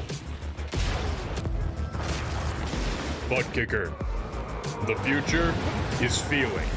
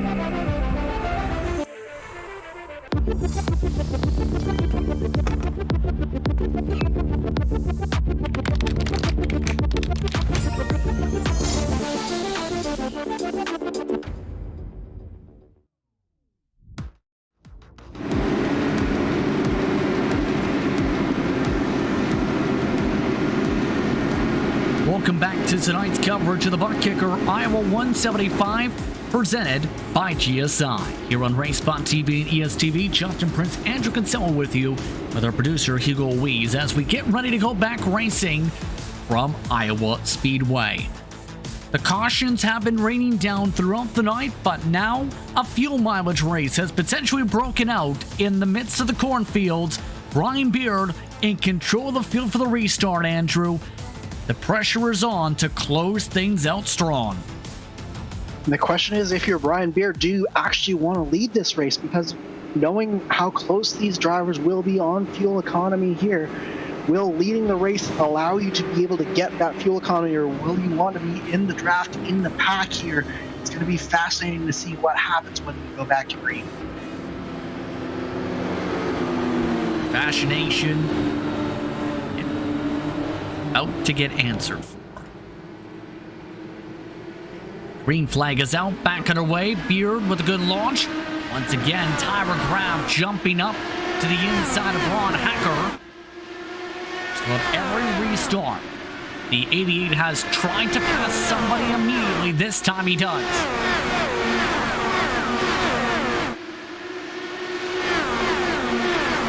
So far, Brian Beard not backing down on that distance. In fact, keeping the charge up early on, but already 2/10 regain. There is a look at one of the battles. Trevor Malone make a move for fifth. Yeah, Trevor Malone is looking really racy here on this restart, and that's a driver that we haven't heard a lot from in this second half of the season. But he's really looking strong here today. Meanwhile, we have a switch for position at the lead of the race. Matt Wagner to the front. Meanwhile, Brian Beard and Michael Goodman following.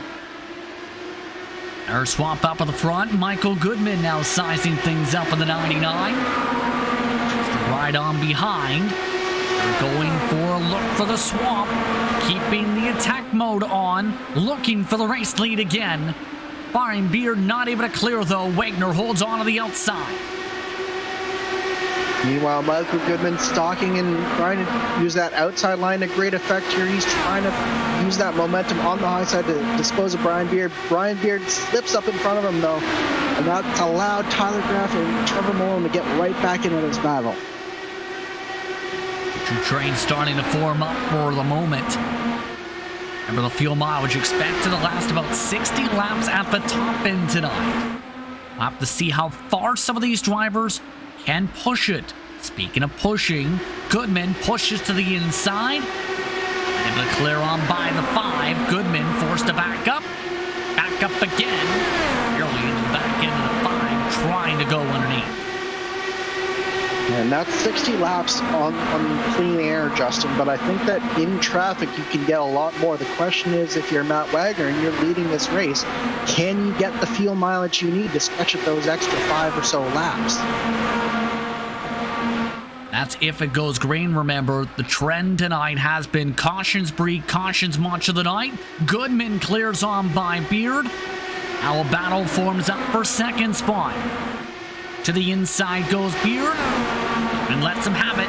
Goodman likes to lift down the straightaway. He lifts down the straightaway, but he goes right back underneath Brian Beard in that corner there. I think he really wants to be in second place. He knows that he can make the fuel number that he needs to from that second position. So he is looking to try and position himself as best he can for when he thinks Matt Wagner may just need to come down pit lane. Meanwhile, Wagner is just leading from the front here. It'll be interesting to see if he can make it stretch just enough to get through this full fuel run here at the end.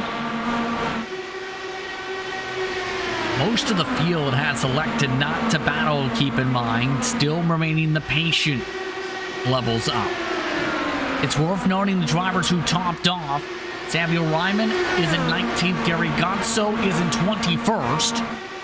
A ways back in this train, 5 seconds back at the caboose end of the field, as you see Goodman trying to repeat. Oh, we have a spin. And another caution, and that of the mileage, that will not help Luis Gonzalez Nunez's race. That will definitely not help Gavin Sanders. Several others scattered along the front straightaway. And that's Creighton Carter, who is perpendicular to the track there, and as you say, Gavin Sanders, two of the drivers who are sort of most unfortunate in this race. And Gavin Sanders just get tagged by Georgia and Zalda there on the exit of turn 4.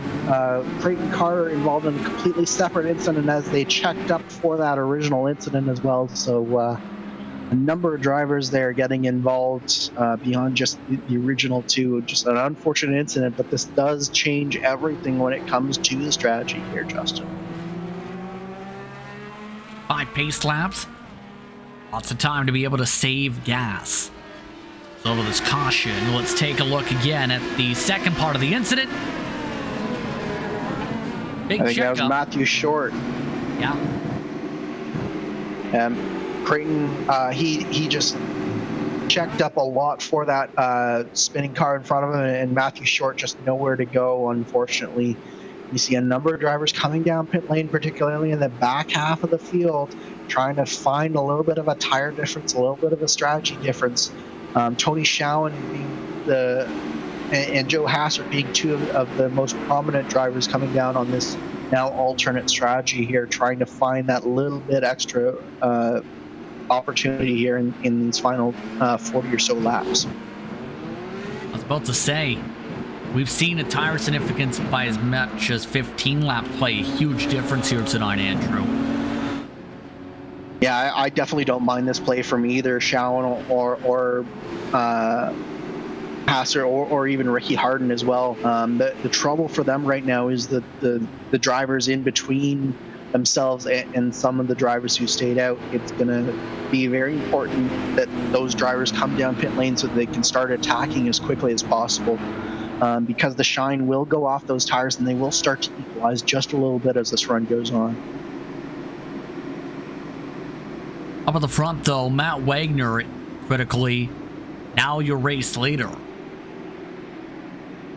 Is this going to be enough? Is the huge thing we mentioned, the fuel save being a huge thing, Andrew, of course, with the caution flags. Is Matt Wagner going to be comfortable now that he has had these pace laps to save the fuel as the leader? It'll certainly make him more comfortable, Justin. I don't know that he'll be perfectly comfortable being the leader here. He's got to know whatever his fuel number is, what it has to be in order for him to hit it. And we hit this off the top here. Matt Wagner really needs to capitalize on Matt Taylor's misfortune here if he wants to get back into this championship fight. This is a golden opportunity for Matt Wagner. He cannot lose this on fuel economy here. Especially with how big this race could play out for his championship hopes. Remember, he talked about weeks ago, after some of the incidents, that he thought his chances were done. How would this turn it around? I think that it was a little bit premature for him to count himself out of the championship at this point. Yes, Matt Taylor is a great driver, but we've seen here tonight that misfortune can happen to even the best of drivers. So if you're Matt Wagner, you cannot give up on this championship, and you cannot give up on this race, but you have to make sure that whatever decisions you make for the next 45 laps, they are in mind of winning this race and that goal only. You have to start your championship turnaround right here tonight. Blaze Curley still on the iRacing pace car.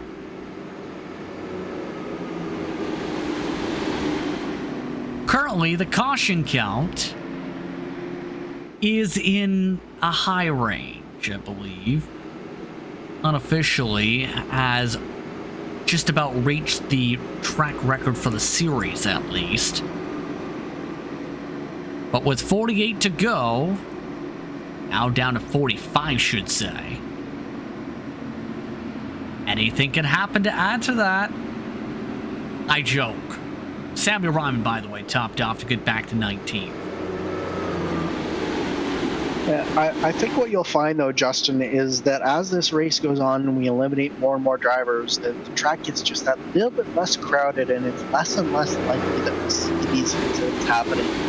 Yes, we've had a couple where it's just been a little bit of misjudgment, but I think right now we're in sort of a good spot here in terms of number of drivers left on track, where it's really promising that we can get to the end here without another caution.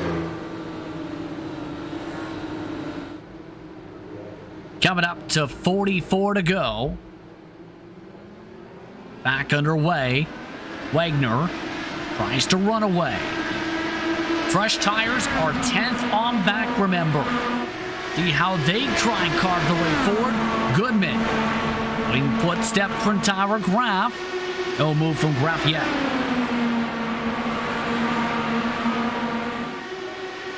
And one thing that we didn't cover, though, was Joe Branch, your second place championship contender right now. He's up to 7th place. He did not come down pit lane there on that final caution, so he's in front of all those drivers on the fresh tires. So that's going to be big if he's able to keep that sort of position here. Right now, he's just trying to work around Ron Hacker here for that 6th position, but the top 5 are starting to break away.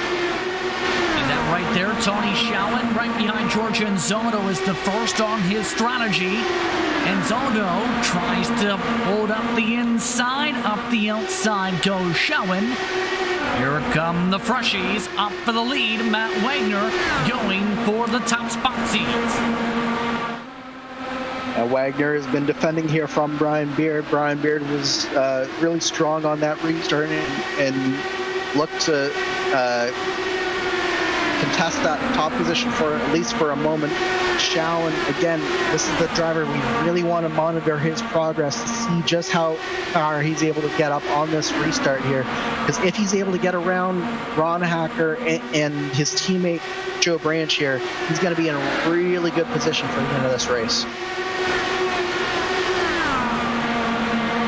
Absolutely, already up to 8th spot, mind you. Harden, the next driver behind him, interesting enough. What a chance this could be for Harden, who nearly gets squished. It was really close for Ricky Harden coming off of turn 4 there. You saw him just get a little bit tight coming off the corner there. And Luis Gonzalez-Nunez was right on top of him. Joe Branch was right behind him. They did a good job of staying off of him and keeping us clean and green here. Mike Regney now second on the strategy call of the fresher tires. They did have a bit of a buffer built up from the initial start. That buffer is gone, though. Joe Branch now is under fire up the track, though. Branch loses a spot. Joe Branch could be in trouble.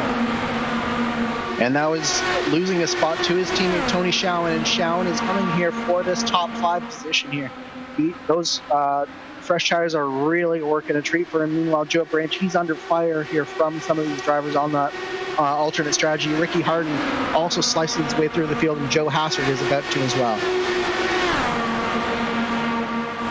So Branch trying to hold on to a top 10 as hard as he can. Joe Hassard looking to carve that away. Can't do anything. Rigney to the outside. Checkup involving some of the others on the outside line. Trying to take the long way through some of the bumps down to the 33 lap to go mark this time by.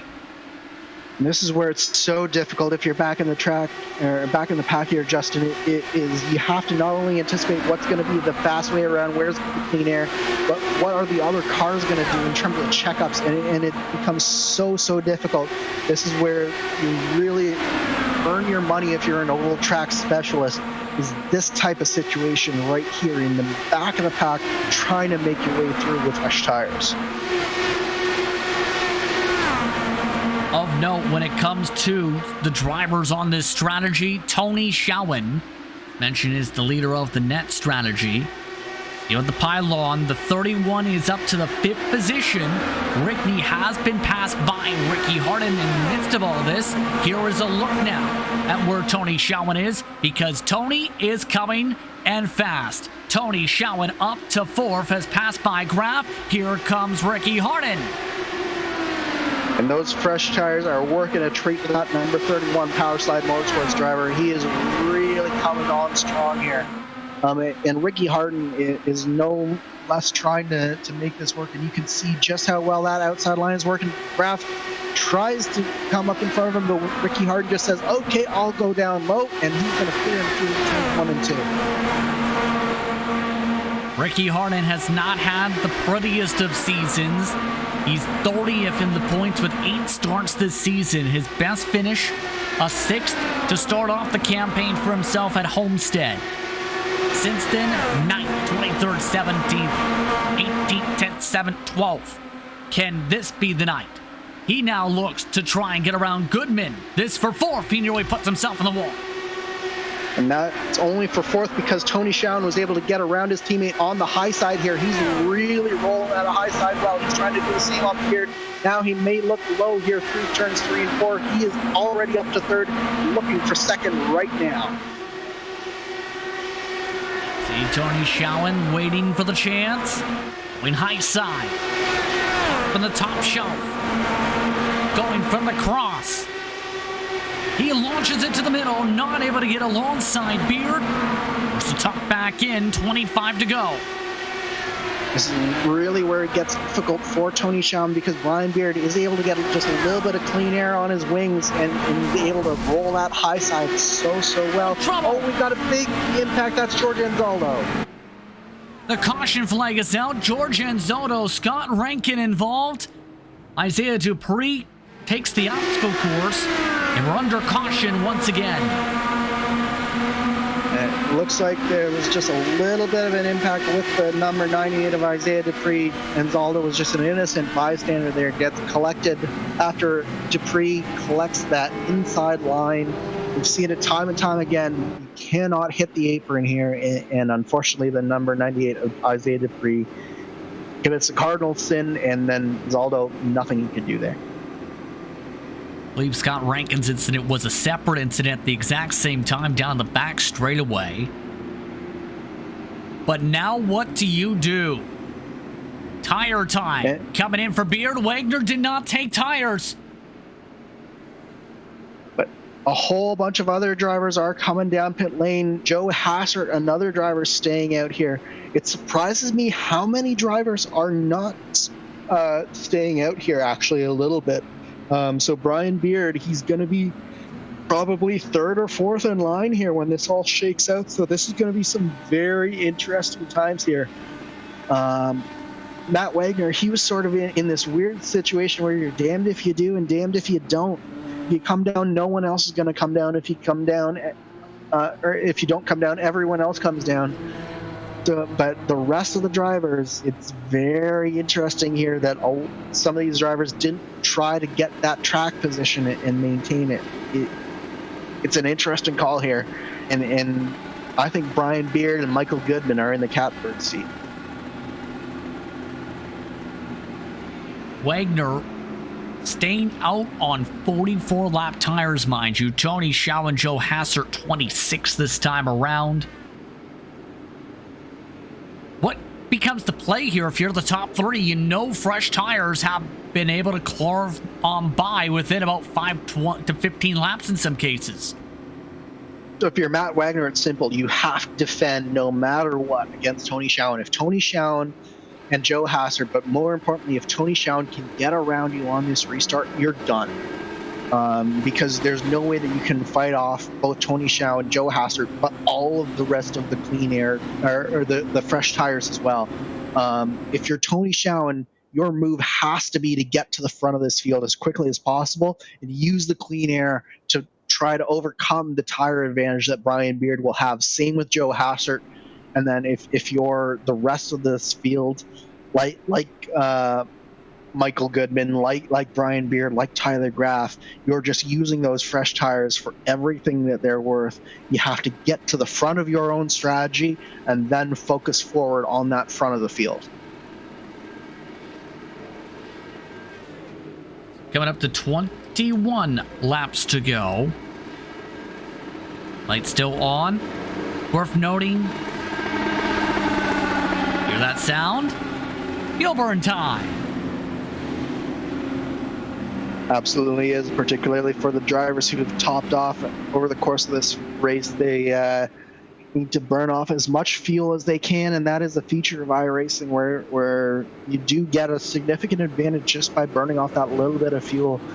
It can be the difference between between coming first and coming third in some of these races. You have to be as light as you possibly can in order to transfer the least amount of energy through the tires. And it, as silly as it sounds, a half gallon, a full gallon of fuel does make a difference. On a 19-lap shootout coming up, expecting the lights to go out this time. Attrition has been a big part of the night. We're down to 15 cars on the lead lap. 2 cars are running a lap down. Shane Coog and Hugo Gallons. And if you're Matt Wagner, if you're Joe Branch, that means so much for the championship with Matt Taylor being in that 26th position out of the race. The question is, will they be able to optimize from the positions that they're in? Matt Wagner in first place on the oldest tires in the field. Joe Branch in 10th place. We haven't seen him be able to make any tires work, regardless of how big an advantage he has. So they've got to find a way in these last 20 laps here, Justin. Drivers already playing the snake games and the checkup games coming up to the restart. Wagner backing up the field with the pace car off. Green flag is out, 19 to go from Iowa. And the chess match continues with the final running for 5th. Tyler Graf passes Goodman. Also, Joe Hassard gets around and holding around Brian Beard. That's so important for Tyler Graf there to have a good end of this race to get around Michael Goodman. That puts him within one position of being the lead of their strategy. Most importantly is that the lead hasn't changed places yet for Matt Wagner, for Tony Schowen. Schowen's got to find a way here past Matt Wagner in the next few laps, or else he's not going to be able to hold off Brian Beard. Goodman has regained the spot. Beard all over the back end of Hassard, going for 3rd. Brian Beard takes away the 3rd spot. Up in front of them, Tony Schowen going for the cross for the lead. Tony Schowen to the inside. Wagner squeezes. Near contact for the entry. Wagner not backing off. Up to the lead goes Schowen. To the inside for 2nd goes Beard. Beard looking for the pole. It's opened the door for Brian Beard, and this is exactly what Brian Beard needed. Was Schowen and Wagner were so convinced, fighting for themselves, that both Beard and Goodman now are fighting for the lead of this race. Wagner falling like a stone on those old tires. Beard not backing down with Goodman to the inside. Schowen playing the lanes. 15 to go this time as Goodman reaches for the lead. Goodman to the inside. Beard looking outside. Boxed in. Tony Schowen leads to the line, but Goodman takes the lead in turn 1. Keep in mind, those are Powerside Motorsports teammates 1 and 2 right now. Goodman does take the lead coming out of 2. Schowen looks to the inside. Oh, they make contact! Schowen wrecks his teammate. Goodman upside down. And collects Matt Wagner. And the caution is out. Oh my goodness, Justin, what has happened here in front of us? Tony Schowen pushes up through the middle of 3 and 4 and gets into the side of his own teammate, and Matt Wagner nowhere to go. Huge championship implications for Matt Wagner there. What were we talking about earlier in terms of the luck for Goodman? The luck just ran out. And this could decide the race. Goodman had done such a good job positioning himself so well for that finish. He had just been able to get fear of his teammate there, and he would have been free and clear to the end, and it would have been Goodman's race to lose. But unfortunately, that small mistake there from Tony Schowen has doomed Goodman to finishing down in about 14th or 15th position, and it's just really unfortunate end there for Goodman. Hassard, meanwhile, coming down pit lane, he realizes that those old tires are not going to do him any good here. We will have probably about a 7-lap shootout here for the victory. Mind you, the fresh tires still ready to stack behind. Ron Hacker, you see, is in the 8th spot.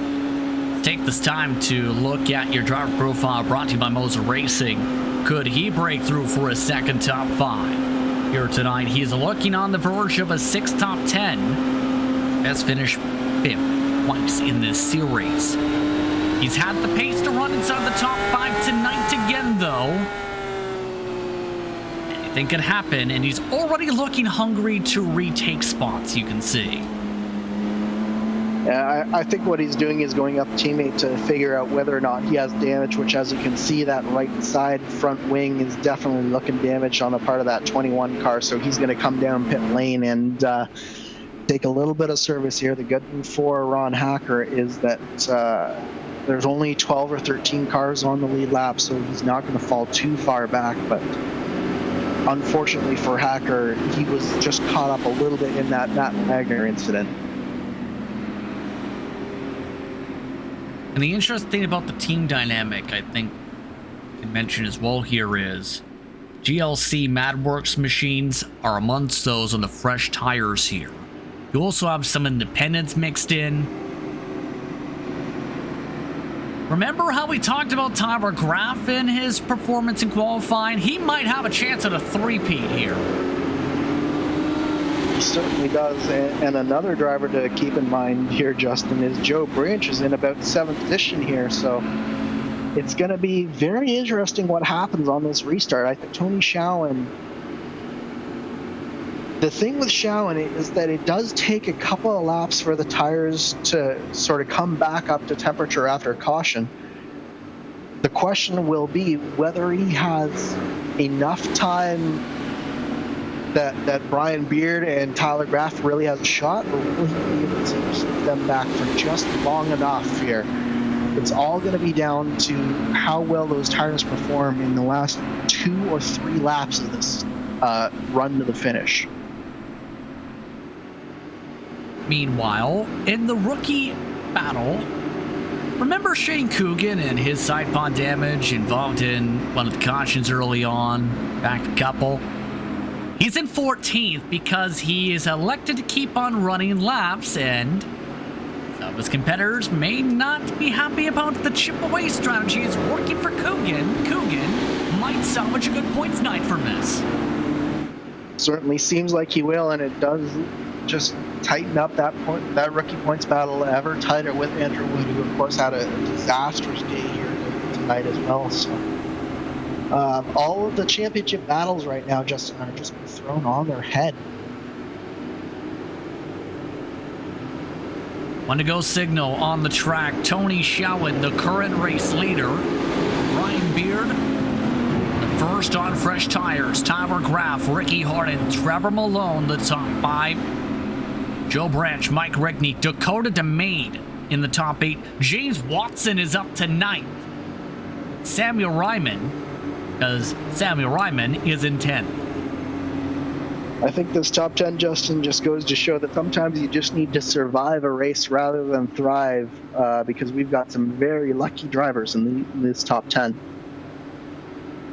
Strategy of survive to the finish rings true tonight.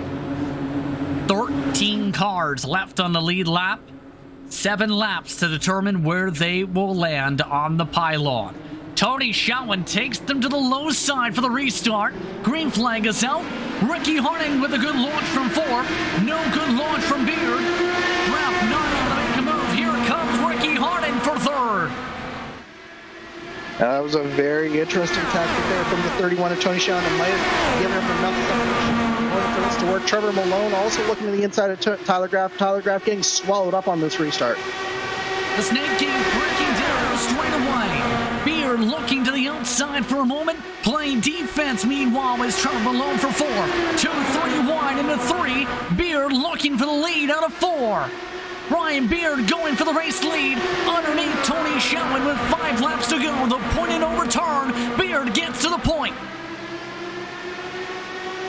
Now that was what Tony Schowen wanted to try to avoid, was getting back in the pack, but Ricky Harden is looking to the outside as well, so Schowen's got to have one eye on Beard. Oh no, he got the contact! Around goes Schowen, collected with Ricky Harden. Several others Branch was a part of that as well. He was upside down indeed, and the caution waits for Brian Beard with under 4 to go. Past the point of no return, Brian Beard is going to be the winner of this race. Meanwhile, Tony Schowen, Joe Branch, Ricky Harden, That was an unfortunate incident. It looked like Trevor Malone got to the inside of Ricky Harden, and then Tony Schowen. I don't know what kind of air net code curse that he had from that race, but it looks like after what happened with Michael Goodman, he fully had a curse involved in that. And that should just about do it for the race. With 3 to go, we're past the estimated point of return unless something spooky happens. And just about all your championship contenders get involved in big incidents today. Joe Branch out of the race. Matt Wagner 17th to end it. Matt Taylor 26th. But Brian Beard is the one who ends up surviving to get up to the front towards the end of this one. And a car without any wings on it in some circumstances may finish second. Tony Schowen. Yeah, I don't know how Tony Schowen had iRacing place him back in the second spot there, but somehow he may just finish in second spot in this race, Justin. He has mandatory repairs, though, a meatball flag in the sim. Will the sim disqualify him? I mean, if I were Tony Schowen, I would keep circulating under this caution until the sim disqualifies me. Once you get that point of past 3 laps to serve the meatball flag, they place you at the end of that respective lap cycle. With 2 to go, we'll see how this works. So this does end things off here. Well, no question about it. Brian Beard is going to win this race. The question that we have now is who is going to finish second? Could be Tyler Graff, who might come off a stretch of a win in a second and 3 starts. If Tony Schowen holds on to second, this will be a very unpopular second. Imagine if he took the win. Remember, there was a penalty for an incident off a restart for Andrew Wood that's seen his points taken away from the win earlier this year.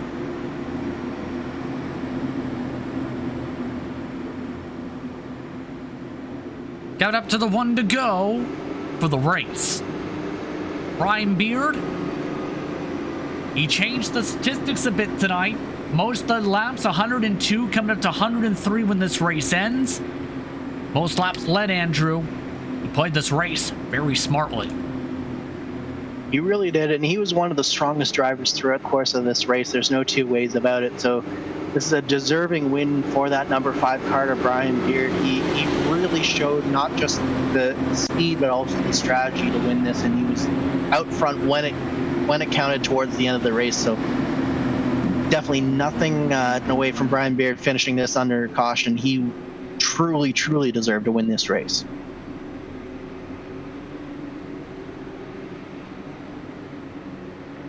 Coming up to the checker flag in what was an eventful night from Iowa Speedway. Brian Beard leads the most laps. Take the checker flag this time by to win the ButtKicker Iowa 175 presented by GSI.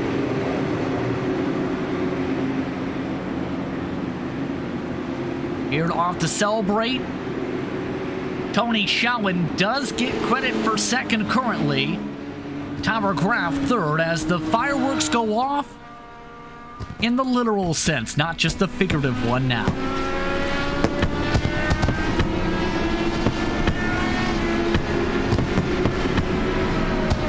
What can he say after a wild night here? Brian Beard, his first victory of the season after a best finish of 5th position.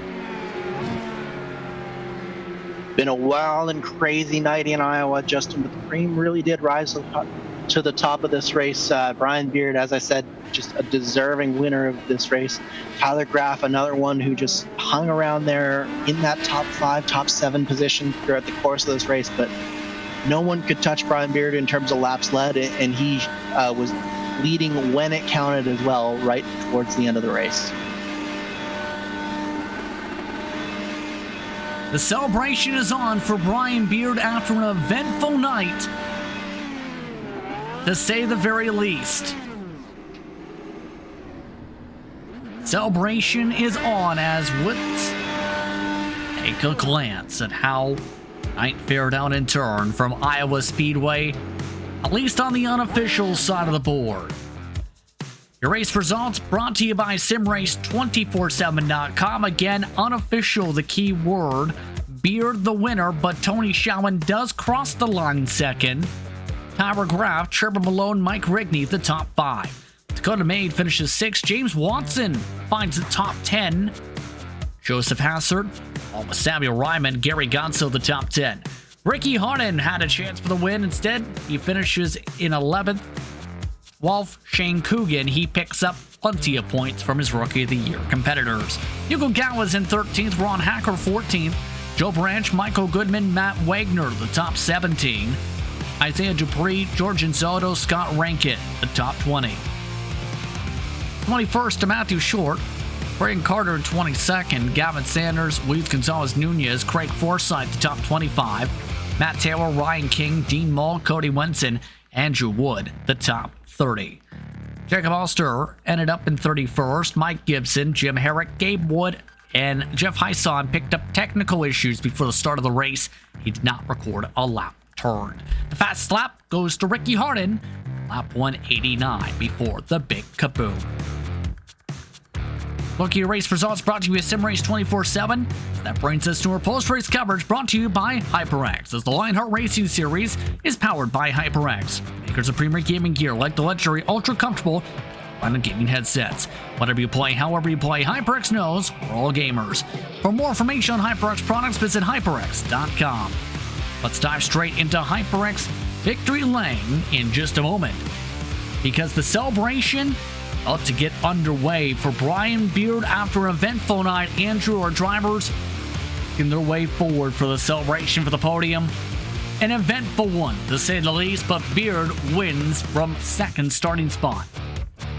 Absolutely, an incredibly eventful race that we've witnessed here tonight at Iowa Speedway, and Iowa never seems to disappoint us in terms of action, Justin. But the big thing for me is I'm going to be very intrigued on how this impacts the standings going forward, because obviously Branch and Wagner didn't have the best of nights here, but they certainly didn't have as bad a night as Matt Taylor did. So what happens with the championship standings going forward is going to be very, very interesting as we get into the real tail end of the season here going forward. Waiting for Brian Beard from HyperX Victory Lane. Let's stop by with Tony Shawan from the second spot. Again, unofficially, Tony Shawan in that position on the racetrack. You've seen how things picked up for a wild second place run here tonight. Tony Shawan now joins us. Tony, an eventful race for you. Talk us through the crazy finish for you tonight. Tony. Drive again. Tony Shawan, do you have a copy?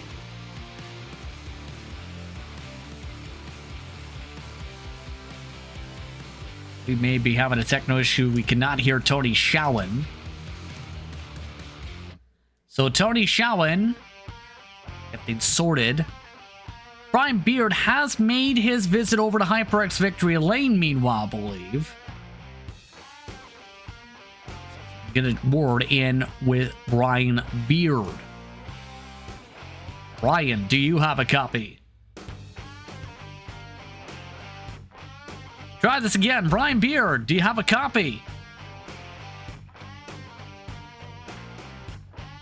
0 for 2 so far. Somebody will get a word in. I believe Andrew Kinsella is off to HyperX Victory Lane to help things out right now. Let's talk with Tyler Graff. Tyler, do you have a copy? I think I do. That's 1 for 3. Tyler, you charged for the pack tonight. How would you describe the night? That was a tough race, dude. Passing was really tough. It was just cutthroat. It was so hard to get a line. It was so hard to find clean air. There were a lot of guys that just weren't given a lot of room, so you kind of just had to look at what they were doing and hang back and then wait, or push forward at certain times. I figured something out on the starts, just hanging my nose out, and I'm honestly surprised nobody else kind of copied me on that, but I think I got most of my spots tonight on that. I just want to thank our sponsor, Nizumi, and my teammates. Matt was having a great race until I think he got in some netcode incident. And then Brian on his first win, he's absolutely stoked. So I'm really pumped for him. I thought for a little while there it was going to be a second place finish. I thought Shaolin had a meatball, but I guess iracing doesn't do that at the finish. But it was a good race. Everyone up front was really quick. It was really competitive. So this breaks the win streak, yes, but a new streak builds up in turn, the top 3 streak. You've had good momentum here so far. Can you keep it going is the huge question, and how do you plan to approach things now to try and keep the momentum going you've had in the 88? Yeah, I'm honestly out there just points racing. I'm trying to help Graphics LC get this team championship. We kind of formed halfway through the season, so we're chipping away at it little by little. As far as the streak goes, I don't know. I'm honestly a little relieved, because if you get 3 in a row, then everyone's going, okay, you're going to get 4. And it's, I don't know. All streaks got to come to an end. So I don't know. I'm just happy to be running up front and have this consistency, and it's starting to translate over to the other series a little bit too. Confidence is a big thing in racing. When the mental side of racing is so huge, you got to have that confidence in your pocket. Charlotte Motor Speedway up next. Approach for Charlotte for 200 miles. Survive. Charlotte's really narrow for these things. So I think it's going to be a lot like tonight. It's just going to be mind your P's and Q's, watch what everyone else is doing, maybe see who's being a little too aggressive, and then kind of pick them off one by one and go from there. Thank you very much for time, Tower. Thanks, guys. Tower Graf coming away in 3rd spot tonight. Eventful run once again. Now let's take a look towards HyperX Victory Lane. Brian Beard is now standing by once again. Brian, do you have a copy? I got you, Justin. Can you hear me? Yes, we can. You have won your first race of the season. How does it feel? Oh my gosh, man, I am so ecstatic right now. That was a lot of adrenaline and pretty intense there at the end of that race. Most laps led throughout the night. Talk us through your strategy approach to try and get these laps led, and in turn, hold on to the tempo of this race. Honestly, that really wasn't my intention. My intention was kind of save fuel and just save my tires, because one thing we noticed with these tires is once you get to a certain lap mark, they just fall off, and trying to make a pass is incredibly difficult. So I just kind of took the spots as they came to me, and then once I got up front, I decided that I didn't want to give that up. So internally seeing the results, how would you describe the efforts to try and break through tonight? Because you've been close a couple times. In fact, Twin Moon will take you were very close. Tonight, you finally break through. Yeah, this has been a long time coming. This is my first Lionheart win, and man, I couldn't be happier about it. But I have to give a lot of credit out to Tyler and Matt, my teammates, and everybody in Team Synergy. And this has just been absolutely awesome. And I don't want to forget my sponsor, GSI. Hey, congratulations on the victory tonight. Thank you so much, Justin. Brian Beard coming away with his first career victory. He does it here at Iowa. I'd like to thank him as well. Tower Graf for taking the time to speak with us during post-race coverage here on RaceSpot and ESTV. Andrew, an eventful night. The strategy roulette comes up with car 5 in HyperX Victory Lane. And I think Brian was being a little bit modest there. He drove a really, really strong race. And even if he wasn't necessarily intending to be where he was at the end of the race, he was in exactly the right position, and he drove an absolutely outstanding race. So he's a well-deserved winner here tonight at Iowa. This incident you see on screen really changed the complexion of this championship, Andrew. The points likely taking a shakeup with some of the drops. What do you think we may see in turn for Charlotte next time out with the attrition building up here tonight? I think it just cranks up the urgency just that little bit more from your championship contenders. You had Joe Branch in a prime opportunity. You had Matt Wagner in a prime opportunity here today, and they just weren't able to capitalize. Sooner or later, if they're going to be able to get up to Matt Taylor and displace him off the top of the standings, they have to capitalize on one of these opportunities that presents himself. And Charlotte is one of those places where if you're in the right spot at the right time, you can convert an opportunity. So you need to be looking for that if you're Joe Branch or if you're Matt Wagner here. Once again, that race, September the 26th, starts at 10:05 p.m. Eastern Time. Catch that as well at 7:05 p.m. Pacific, again from Charlotte Motor Speedway. But on that note, it's time to thank our partners. Part of tonight's action and our sponsors. Motor Racing is revolutionizing sim racing with the development of industry-leading hardware and software products like the R9 direct drive wheelbase and GS steering wheel.